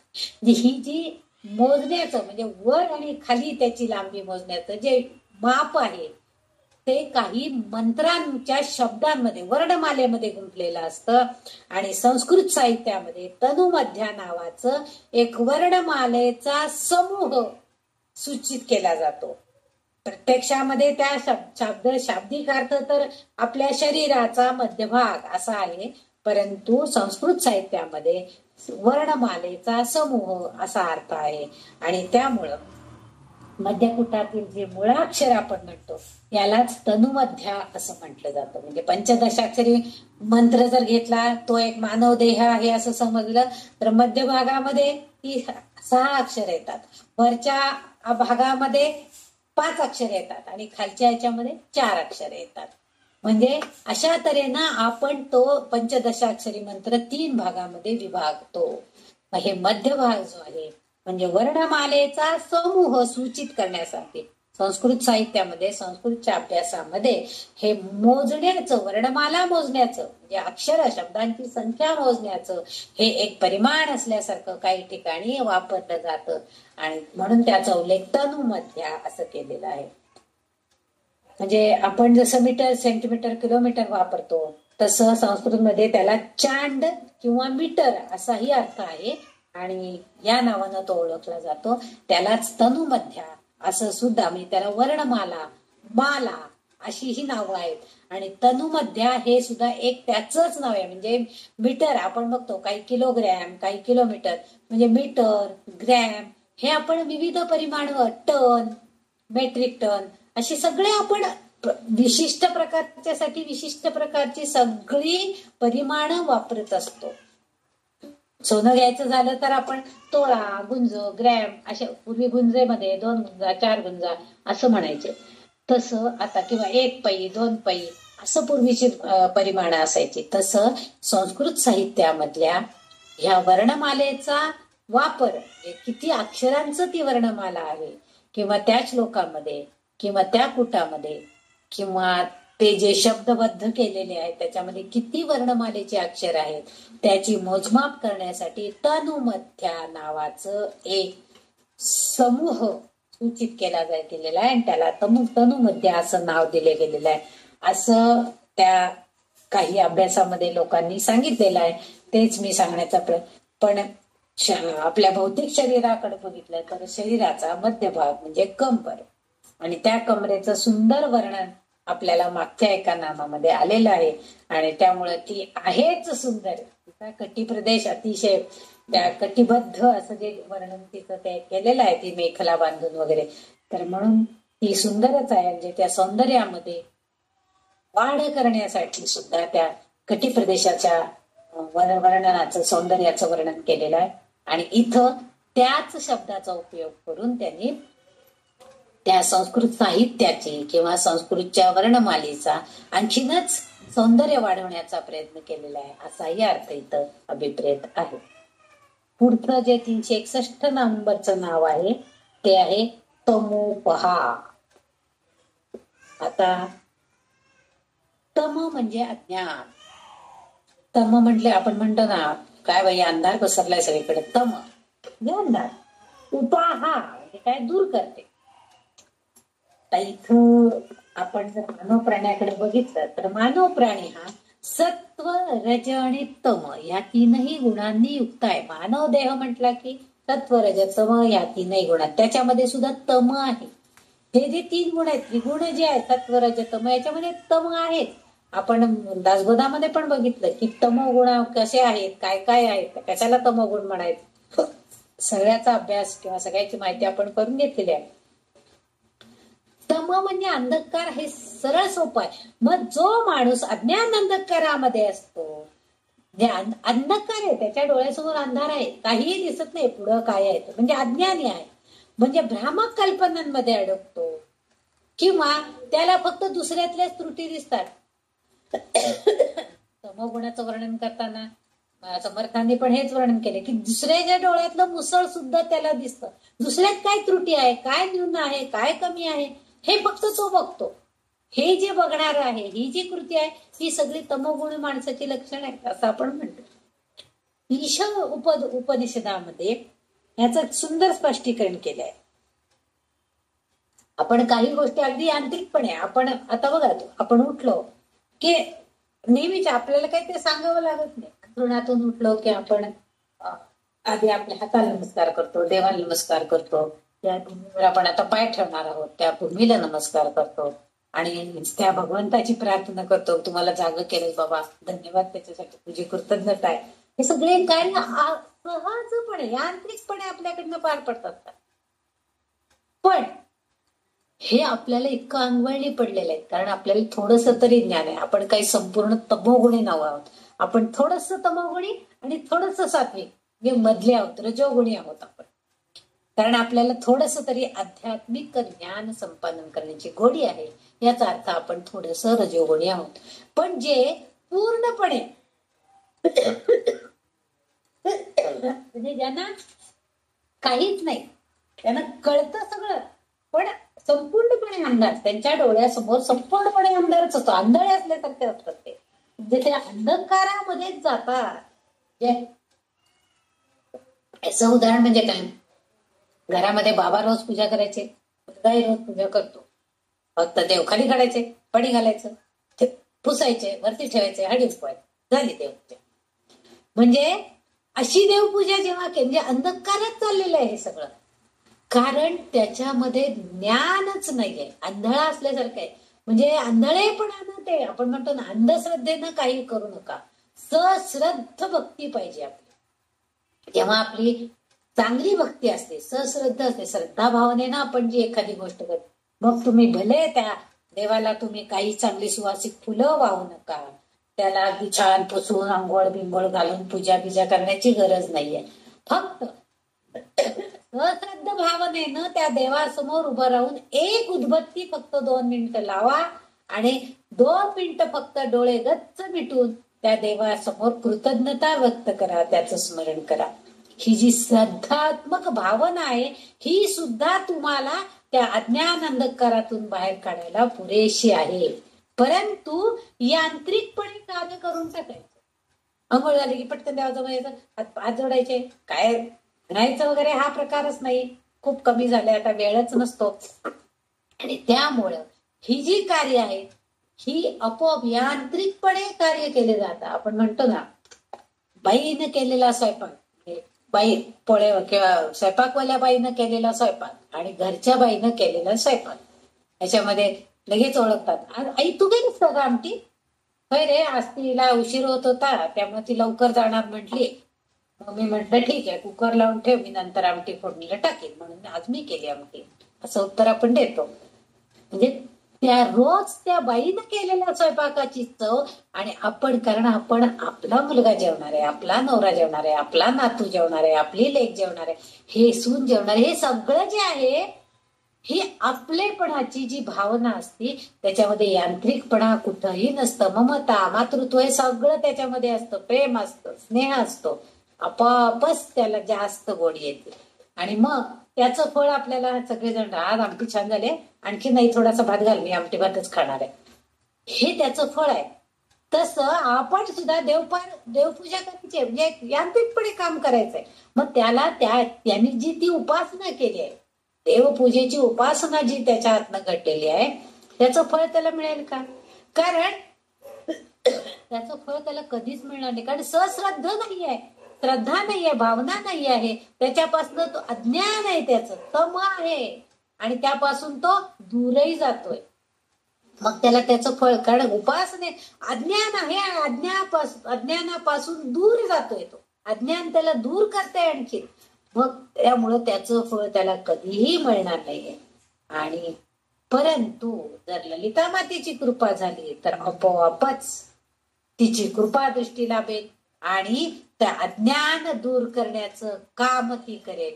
वैयक्तिक उन्नतीसाठी जर आपण सहस्रद्ध भावनेनं कुठलीही गोष्ट केली की, तर समजा मी नाही की मला सकाळी ऑफिसला जायला फार गडबड असते, पण संध्याकाळी आल्यावर माझ्याकडे वेळ असतो, पण मी जेवायच्या अगोदर एक स्तोत्र कुठलं तरी कावीन, ठीक आहे मारुती स्तोत्र तर मारुती स्तोत्र छोटस आहे, तेवढं मी रोज एक म्हणीन आणि मगच मी जेवेल, असं कुठल्या तरी श्रद्धेनं भावनेनं जर केलं तर त्याचं फळ नक्कीच मिळणार असतं. आणि ही बुद्धी आपल्याला, हे अज्ञान अंधकार दूर करण्याचं काम ही ललितांबिका करत असते. आणि म्हणून म्हणजे मातृत्व भावनेनं आपल्या भक्ताला सश्रद्ध बनवायचं काम ही करते आहे. म्हणून तिला तमोपहा हे संबोधन इथं आलेलं आहे. बघा वाग्देवींनी किती सुंदर विचार केलेला आहे की आपल्या भक्तांसाठी तिच्याकडे किती, आपल्यासाठी किती ममता आहे, किती माया आहे. त्यामुळे आपण तिचं सदैव स्मरण केलंच पाहिजे, कारण तिची कृपा दृष्टी जर लाभायची असेल तर आपण तिच्या स्मरणात राहावे. वंदलेकर महाराज आपल्या एक दैनंदिन सुविचारामध्ये नेहमी सांगतात की जे श्रद्धेनं, म्हणजे आपल्या मनामध्ये जर श्रद्धा असेल तर श्रद्धेनं आपण बंधनं पाळतो.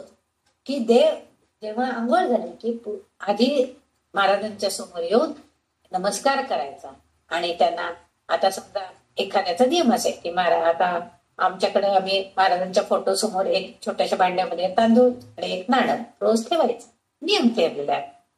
हा नियम जो आहे हा सश्रद्ध करायला पाहिजे, यांत्रिकपणे करून उपयोग नाहीये.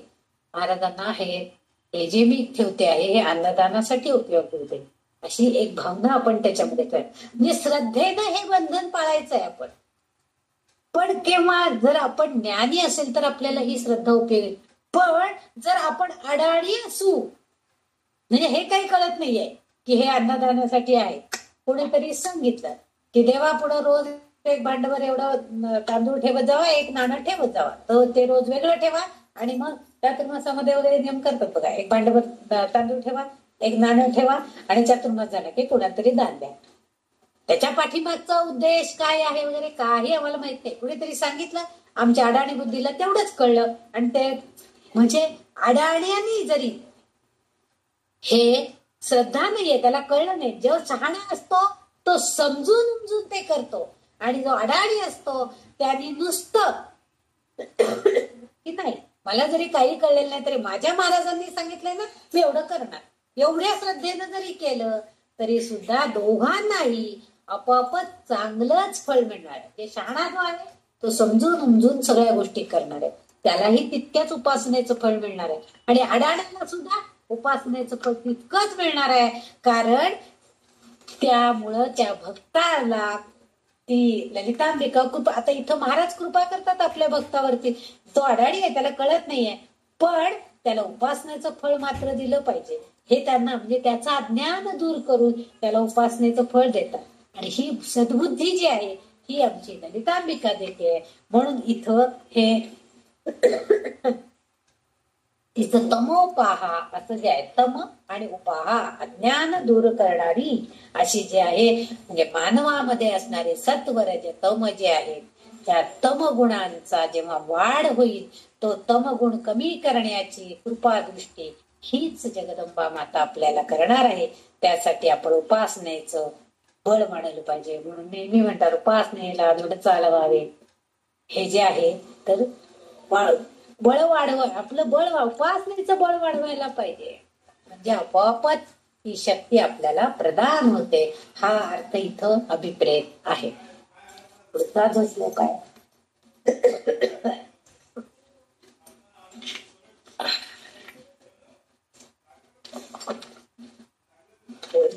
सगळा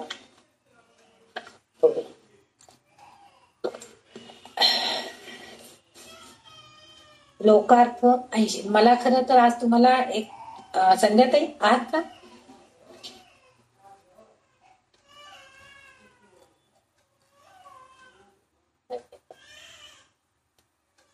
ठीक आहे, आपण 80वा श्लोक घेऊया.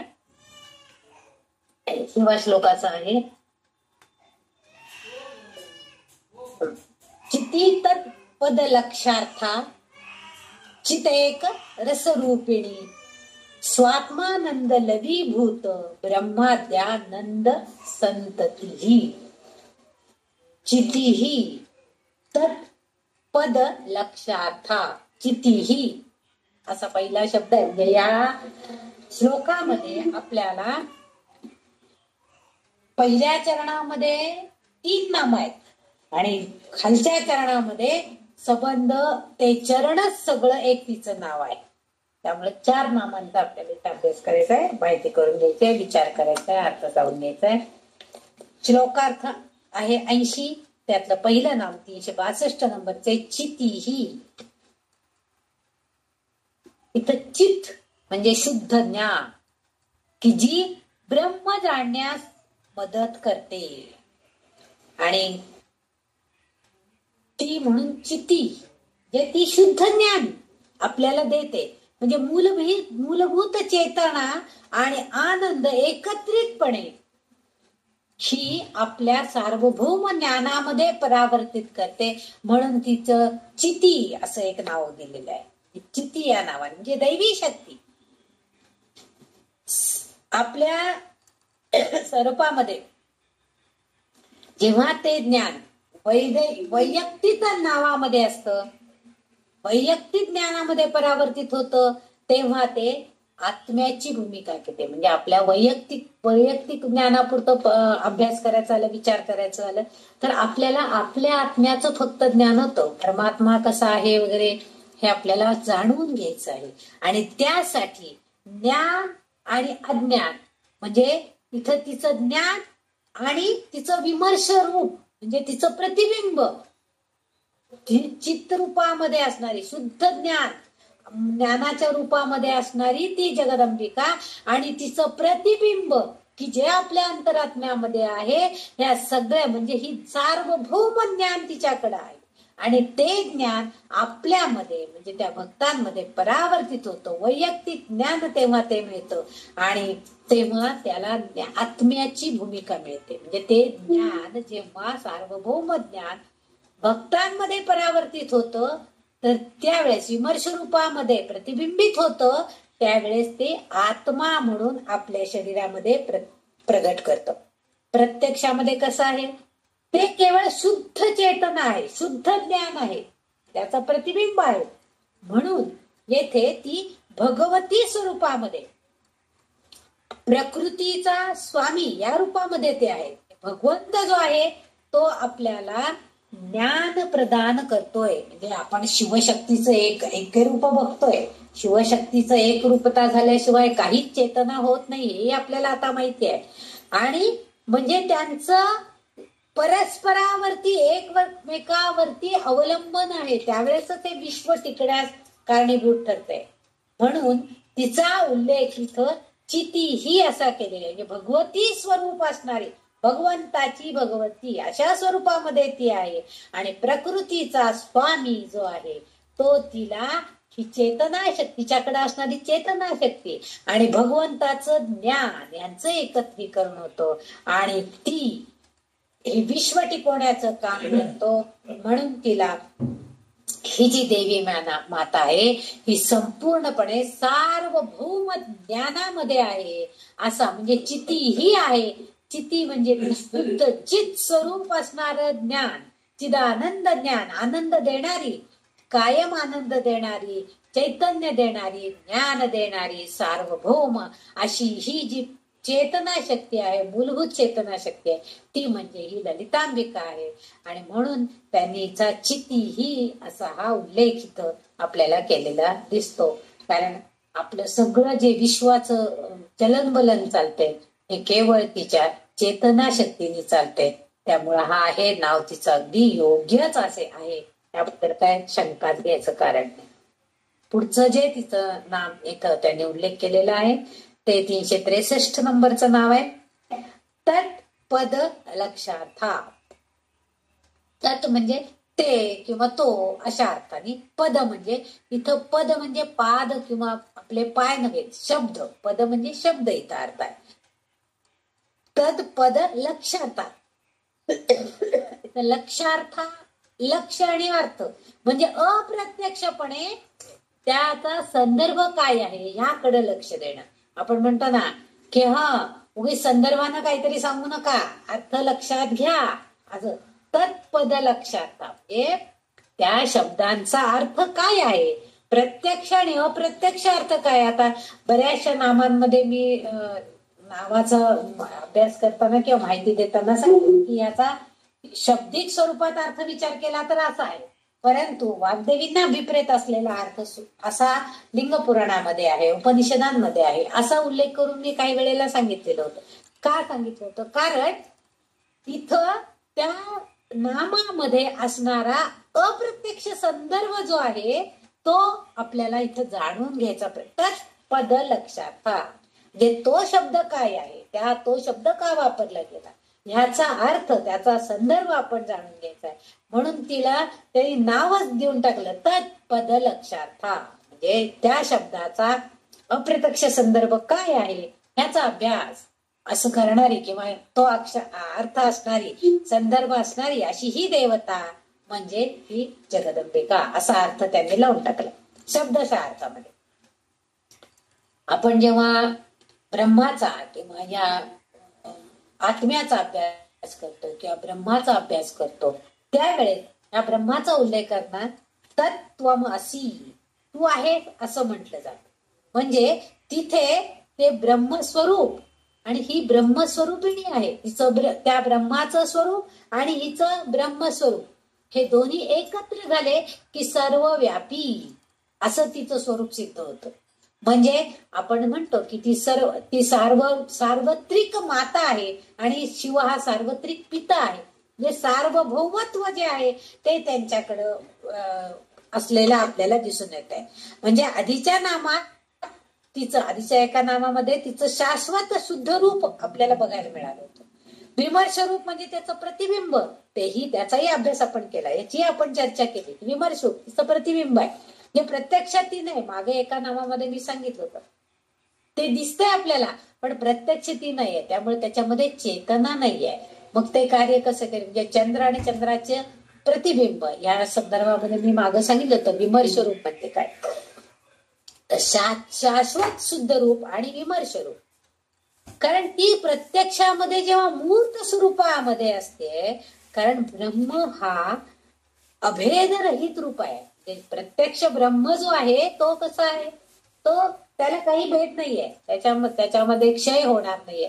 त्या काही नामांमध्ये उल्लेख आलेला आहे क्षय होत नाही, वाढही होत नाही, क्षयने वृद्धी नाही, असंही तिचं रूप आहे.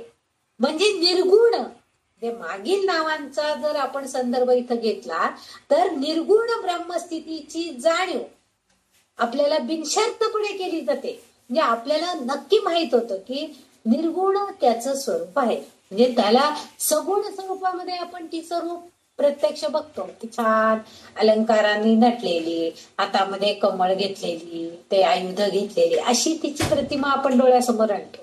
भगवंताची आणली तर आपण चतुर्भुज रूप त्याचं, शंख चक्र गदा पद्म घेतलेला असं आपण रूप आणतो. म्हणजे सगुण रूप आणि निर्गुण रूप जे आहे त्या निर्गुण रूपाला ही ब्रह्मस्थितीची जाणीव करून देते.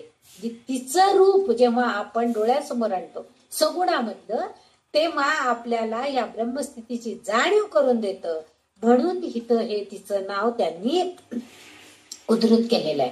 म्हणजे तिच्या नावामध्ये तद पद लक्षात हा जो शब्द आहे ती कोणत्याही स्वरूपामध्ये जरी ब्रह्म स्वरूपामध्ये जरी असली, प्रत्यक्ष दिसत नसले आपल्याला, निर्गुण स्वरूपामध्ये आहे, तरी सुद्धा तिचं काय रूप आहे, तिचं त्या शब्दाचा अर्थ काय आहे, तो शब्द का आलेला आहे, त्याचा संदर्भानं आपण अभ्यास करायला पाहिजे किंवा त्याचं ज्ञान करून घ्यायला पाहिजे.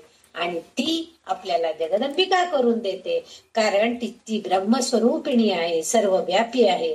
आणि हेच या नामामध्ये सिद्ध होतं. आणि म्हणून त्यांनी हे तिचं नाव येथे उद्धृत केलेलं असावं की तर अप्रत्यक्षपणे काही संदर्भ येतोय ते आपण जाणून घ्यायचंय.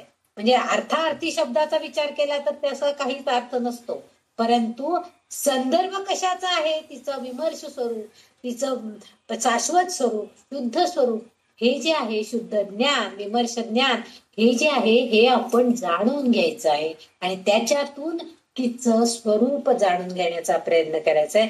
म्हणून या नावाचा उल्लेख इथं केला गेला असावा, असं ह्या नामाचा अर्थ थोडासा सांगितलेला आहे.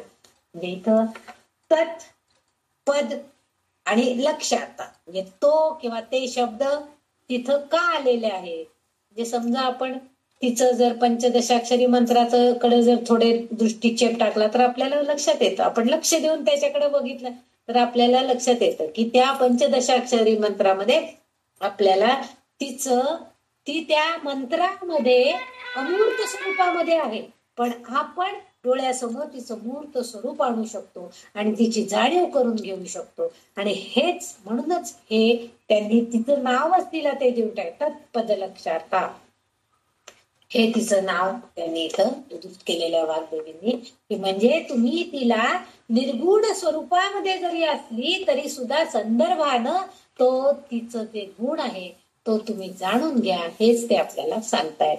असा या शब्दाचा अर्थ इथं नामाचा अर्थ इथं सांगितला गेलेला आहे. पुढचं जे नाम आहे ते म्हणजे 364 नंबरचं नाव आहे चिदेक रसरूपिणी.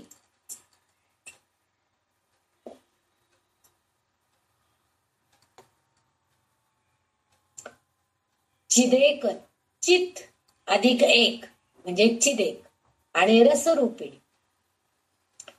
रसरूपिणी म्हणजे आपल्याला रस आणि रूपिणी म्हणजे ज्याच्यामध्ये सार आहे असं रूप असणारी, आणि चित आणि एक म्हणजे ती केवळ शुद्ध, चित म्हणजे शुद्ध असणारी अशी एकमेव रसरूपिणी आहे, सार स्वरूपिणी आहे, असा शब्दशः अर्थ आहे.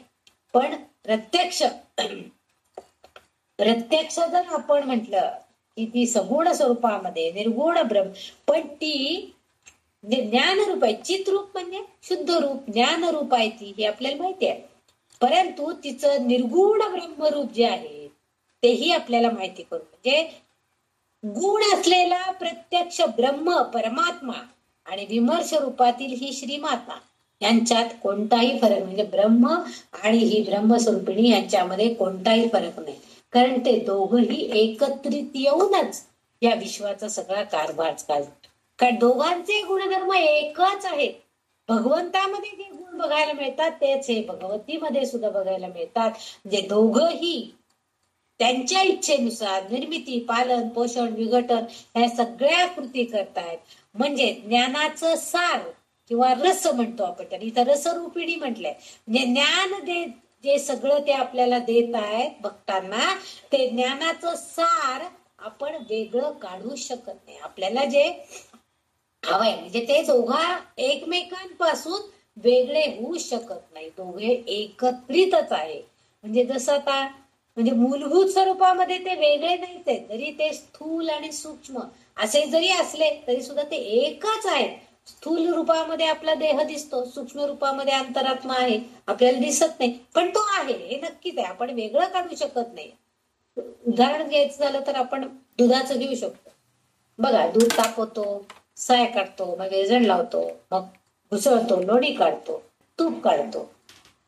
म्हणजे त्या दुधामध्ये तूप आहे हे नक्की आहे की नाही?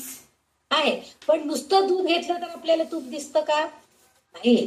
परंतु त्या दुधावरती जेव्हा आपण मूलभूत स्वरूपामध्ये फरक करत जातो, हे दुधाचं तापवणं, मग साय बाजूला काढणं, मग त्याचं दही बनवणं, म्हणजे काही त्याच्यावर रासायनिक क्रिया आपण घडवून आणतो, मग त्याचं घुसळण म्हणजे विघटन क्रिया करतो, मग त्याच्यातनं लोण्याचा गोळा म्हणजे एक छानपैकी काहीतरी आपल्या हातनं सत्क्रिया झालेली आहे आणि काहीतरी गोळा म्हणजे फळ त्याचं निर्माण होतं, आणि मग त्याला परत अग्निच्या साक्षीनं आपण त्याचं तुपामध्ये रूपांतर करतो. म्हणजे त्या तुपाला आपण दूध म्हणू शकत नाही आणि दुधालाही तूप म्हणू शकत, परंतु दुधामध्ये तूप आहे. तस हा ब्रह्म आणि ही ब्रह्मस्वरूपिणी किंवा ही भगवती हे जे आहेत हे दोघही आहेत. ब्रह्मा आणि ही चैतन्य स्वरूपिणी ही जी आहे ही यांचं एकत्रित कार्य करतात. ते दोघही एकमेकांपासून वेगळे जाऊ शकत नाहीये आणि त्यामुळे ते एकत्रित कार्य जे आहे त्यामुळे त्यांचा विश्वाचा कारभार चालतो. म्हणून तिला त्यांनी चित एक रस स्वरूपिणी असं संबोधन येतं. म्हणजे सार स्वरूपामध्ये ते ज्ञान दोघांमध्येही सारखंच आहे, ते वेगळं होऊ शकत नाही. आणि त्यामुळे चिदेक ते चैतन्य स्वरूप, ते शुद्ध ज्ञान सगळं एकच आहे दोघांमध्ये आणि त्यामुळे विश्वाचा कारभार हा व्यवस्थितपणे चालतो आहे. आणि म्हणून तिला ह्या नावानं इथं संबोधन वापरलेलं दिसते, चिदेक रसरूपिणी.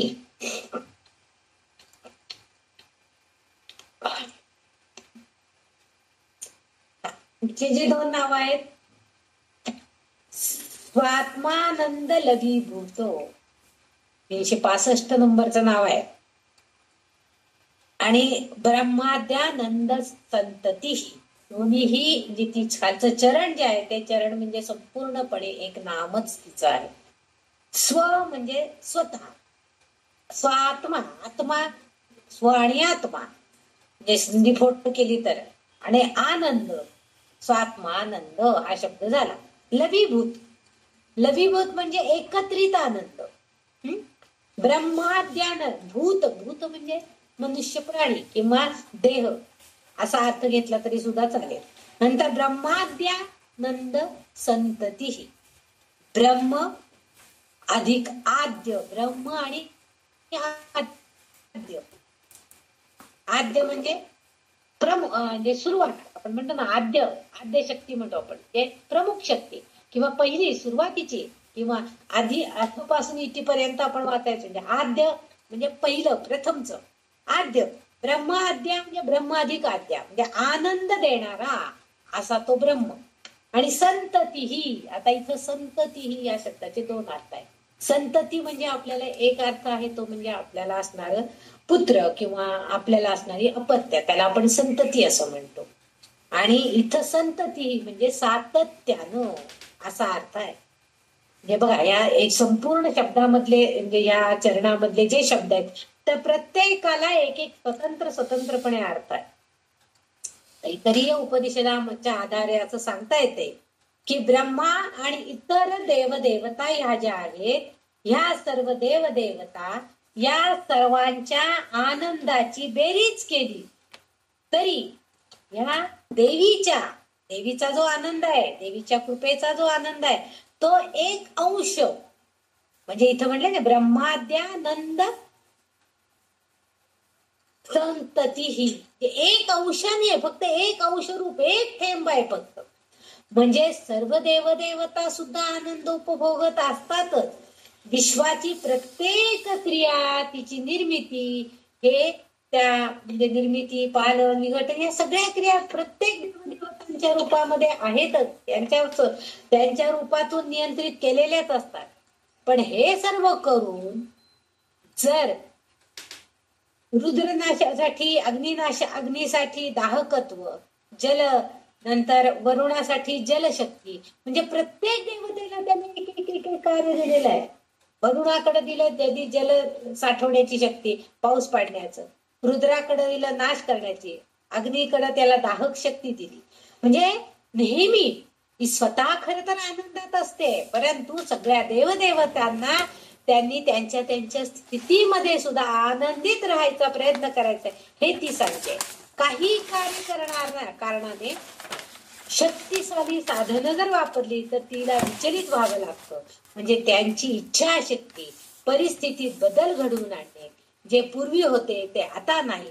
म्हणजे आनंदाचा आनंद आणि अधिक गुणिले अनंत असं केलं तर तो ब्रह्माचा आनंद आहे. म्हणजे आनंद तर तिच्याकडे आहेच, आणि ह्या सगळ्यांना तिने अशी कामं वाटून दिली. सगळ्यांना अनंत देवदेवता आहेत, त्या सगळ्यांना अशी कामं वाटून दिली आहेत, आणि त्या सगळ्यांनी केलेली कृती म्हणजे आनंद आणि अनंत कार्य, या सगळ्यांचं मिळून जे होणार आहे तो ब्रह्मानंद आहे, असा त्यांचा असा उल्लेख उपनिषदामध्ये आहे. म्हणजे ब्रह्माचा आनंद कशात आहे तर हे विविध कार्यांमध्ये आले आपल्याला दिसतो. म्हणूनच आपल्याला जर वासनांपासून मुक्त होऊन तो प्रथम जीवनाच्या श्वासाद्वारे दर्शवणाऱ्या स्वत्वाची प्राप्ती करतो. नंतर म्हणजे आपण स्वतःच, आता स्व पहिला जो शब्द त्यांनी वापरलेला आहे स्वात्मानंद, स्व आत्मा असा जो शब्द त्यांनी पहिला सुरुवातीला वापरलेला आहे स्वात्मानंद. इथं आता त्याचा अर्थ आपण बघूया. स्व म्हणजे स्वतःच्या वासनांपासून आपल्याला मुक्त व्हायचं आहे. स्व, आपण जेव्हा श्वास घेतो तेव्हा स्वतःचा म्हणजे स्वत्वाची प्राप्ती करतो आपण. मग श्वास घेतो म्हणजे आपण जिवंत असतो. श्वास गेला की संपलं. म्हणजे मग आपल्याला नंतरची जी प्रक्रिया आहे ती म्हणजे आपल्या मनानं सांगितल्याप्रमाणे आपण करतो, म्हणजे मनन करतो, म्हणजे स्वत्व. मग आपण म्हणतो ना, हा माझं काहीतरी आहे की नाही, माझ्या या हातात एवढी ताकद असताना तुमचा हात कशाला धरू मी, नको मी हात सोडून माझं मी व्यवस्थित चालते, तुम्ही नका काळजी करू.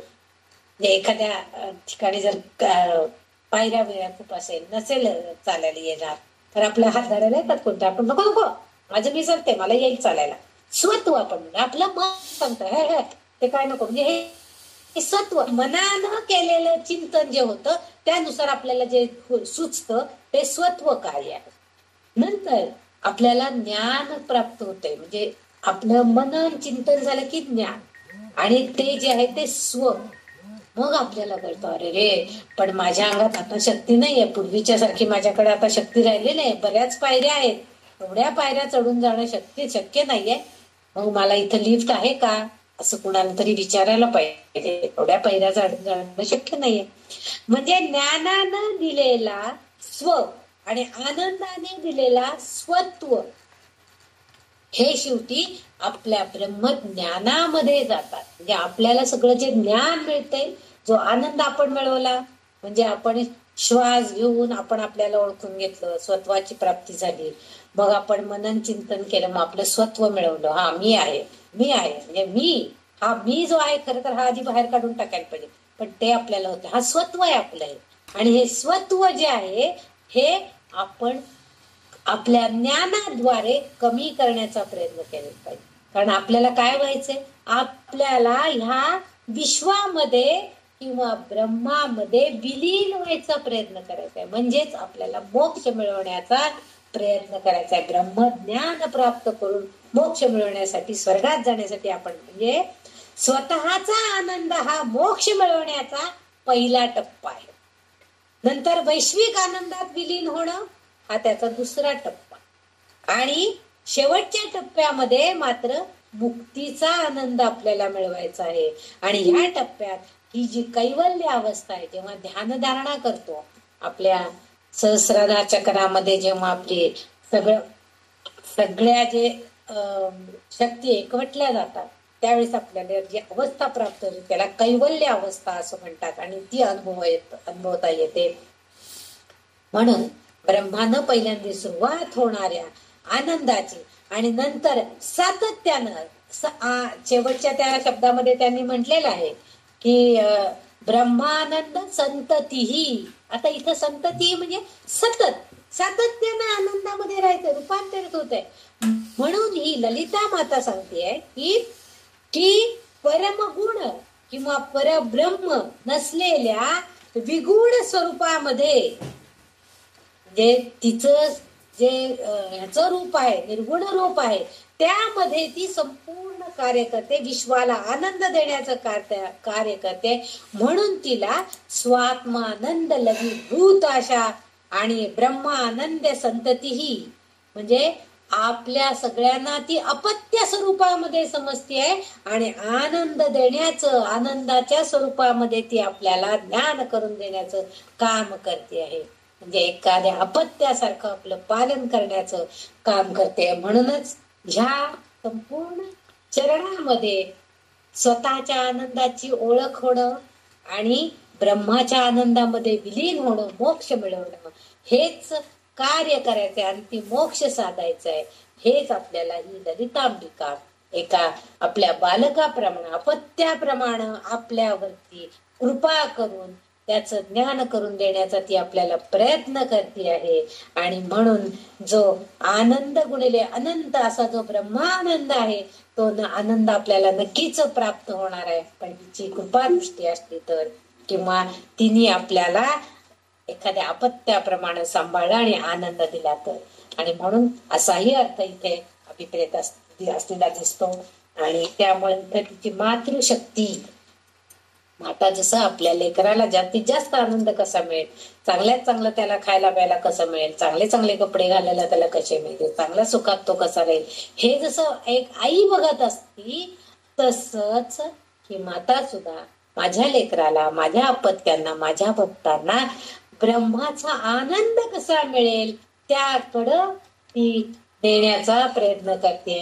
आणि म्हणून तिचं हे जे स्वरूप आहे की ह्या ब्रह्माची, ब्रह्मा विष्णू महेश यांचं सगळं एकत्रित म्हणजे काय देवदेवतांचा असा जो आनंद आहे तो देवीच्या खर तर एक अंश, म्हणजे देवीचा जो आनंद आहे त्याचा एक अंश इतका या सगळ्यांचा, म्हणजे सगळ्या देवदेवतांचा आनंद एकीकडं आणि एक लवभर, लव म्हणजे कणभर आनंद आहे हा देवीचा. फक्त एक कण आनंद होतो, म्हणजे तिचं अंशरूप आहे. ती एक अंशाचा आनंद तिच्याकडे आलेला आहे, तरी सुद्धा तो ती आपल्या भक्तांना, म्हणजे किती मोठा ब्रह्माच्या आनंदामधला एक अंश जरी हिच्याकडे असला तरी तो इतका मोठा आहे की ती सगळ्या आपल्या भक्तांना देऊ शकते. असा एकत्रित आनंद हा देवीच्या स्वतःच्या आनंदाच्या केवळ अंशरूप आहे आणि ती स्वतःचा आनंद आपल्या भक्तांसाठी देते आहे. याचा अर्थ ती जगन्माता आपल्या लेकरांचं कल्याण करण्यासाठी सदैव तत्पर आहे, सदैव आनंदी आहे आणि ती स्वतः आनंदी आहेच आणि इतरांनाही आनंद देण्याचा प्रयत्न करणार आहे. म्हणून या वाग्देवतेने ह्या श्लोकामध्ये स्वात्मानंद लवीभूत ब्रह्माद्यानंद संतती, म्हणजे ह्या आपल्या जगामध्ये, समाजामध्ये आपल्या या मानव भूत म्हणजे आपला जो भूत देह आहे, देहभूत जे आपलं स्वरूप आहे, या स्वरूपामध्ये ती आपल्याला आनंद देण्याचंच कार्य करणार आहे.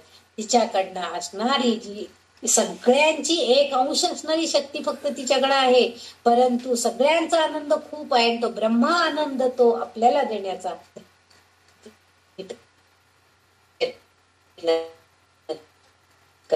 असा अर्थ इथं अभिप्रेत असलेला या वाग्देवींनी उद्धृत केलेला आपल्याला बघायला मिळतं. आज आपण इथंच थांबूया, कारण पुढच्या श्लोकामध्ये 81 श्लोक आपण उद्या बघूया. आज आपण इथंच थांबूया, कारण आणखीन एक अर्थ आहे याच्यामध्ये, आणि एक अर्थ आहे तो सांगायचा राहिला. नाही सॉरी पाल्य म्हणजे अपत्य सांगितलं, तोच अर्थ सांगायचं मला तुम्ही सांगितलं की नाही. अपत्य संतती म्हणजे अपत्य आपलं किंवा आपलं मुलं बाळ. आपण म्हणतो ना आमची संतती, धनसंपत्ती म्हणतो. संपत्ती संतती म्हणजे मुलं बाळ, संपत्ती म्हणजे धनधान्य. असे दोन थोडेस एका शब्दाचे काही जण दोन्ही अर्थ एकाच याला वापरतात. म्हणजे हा जो आहे हे त्या ललितांबिकेकडे आहे आणि ती आपल्या सर्व भक्तांना ती प्रदान करते आणि त्यामुळे सगळीकडे आनंदच व्हायला पाहिजे ही तिची अपेक्षा आहे. सगळ्या जगामध्ये ब्रह्मांडामध्ये आनंद भरून राहावा हीच तिची अपेक्षा आहे. हे या नावावरून आपल्याला कळते, माहित होते आणि तसाच आनंद आपणही सगळ्यांना एकमेकांना देण्याचा प्रयत्न करूया. हीच मनोकामना त्या जगदंबेकडे करते आणि आज इथंच थांबते.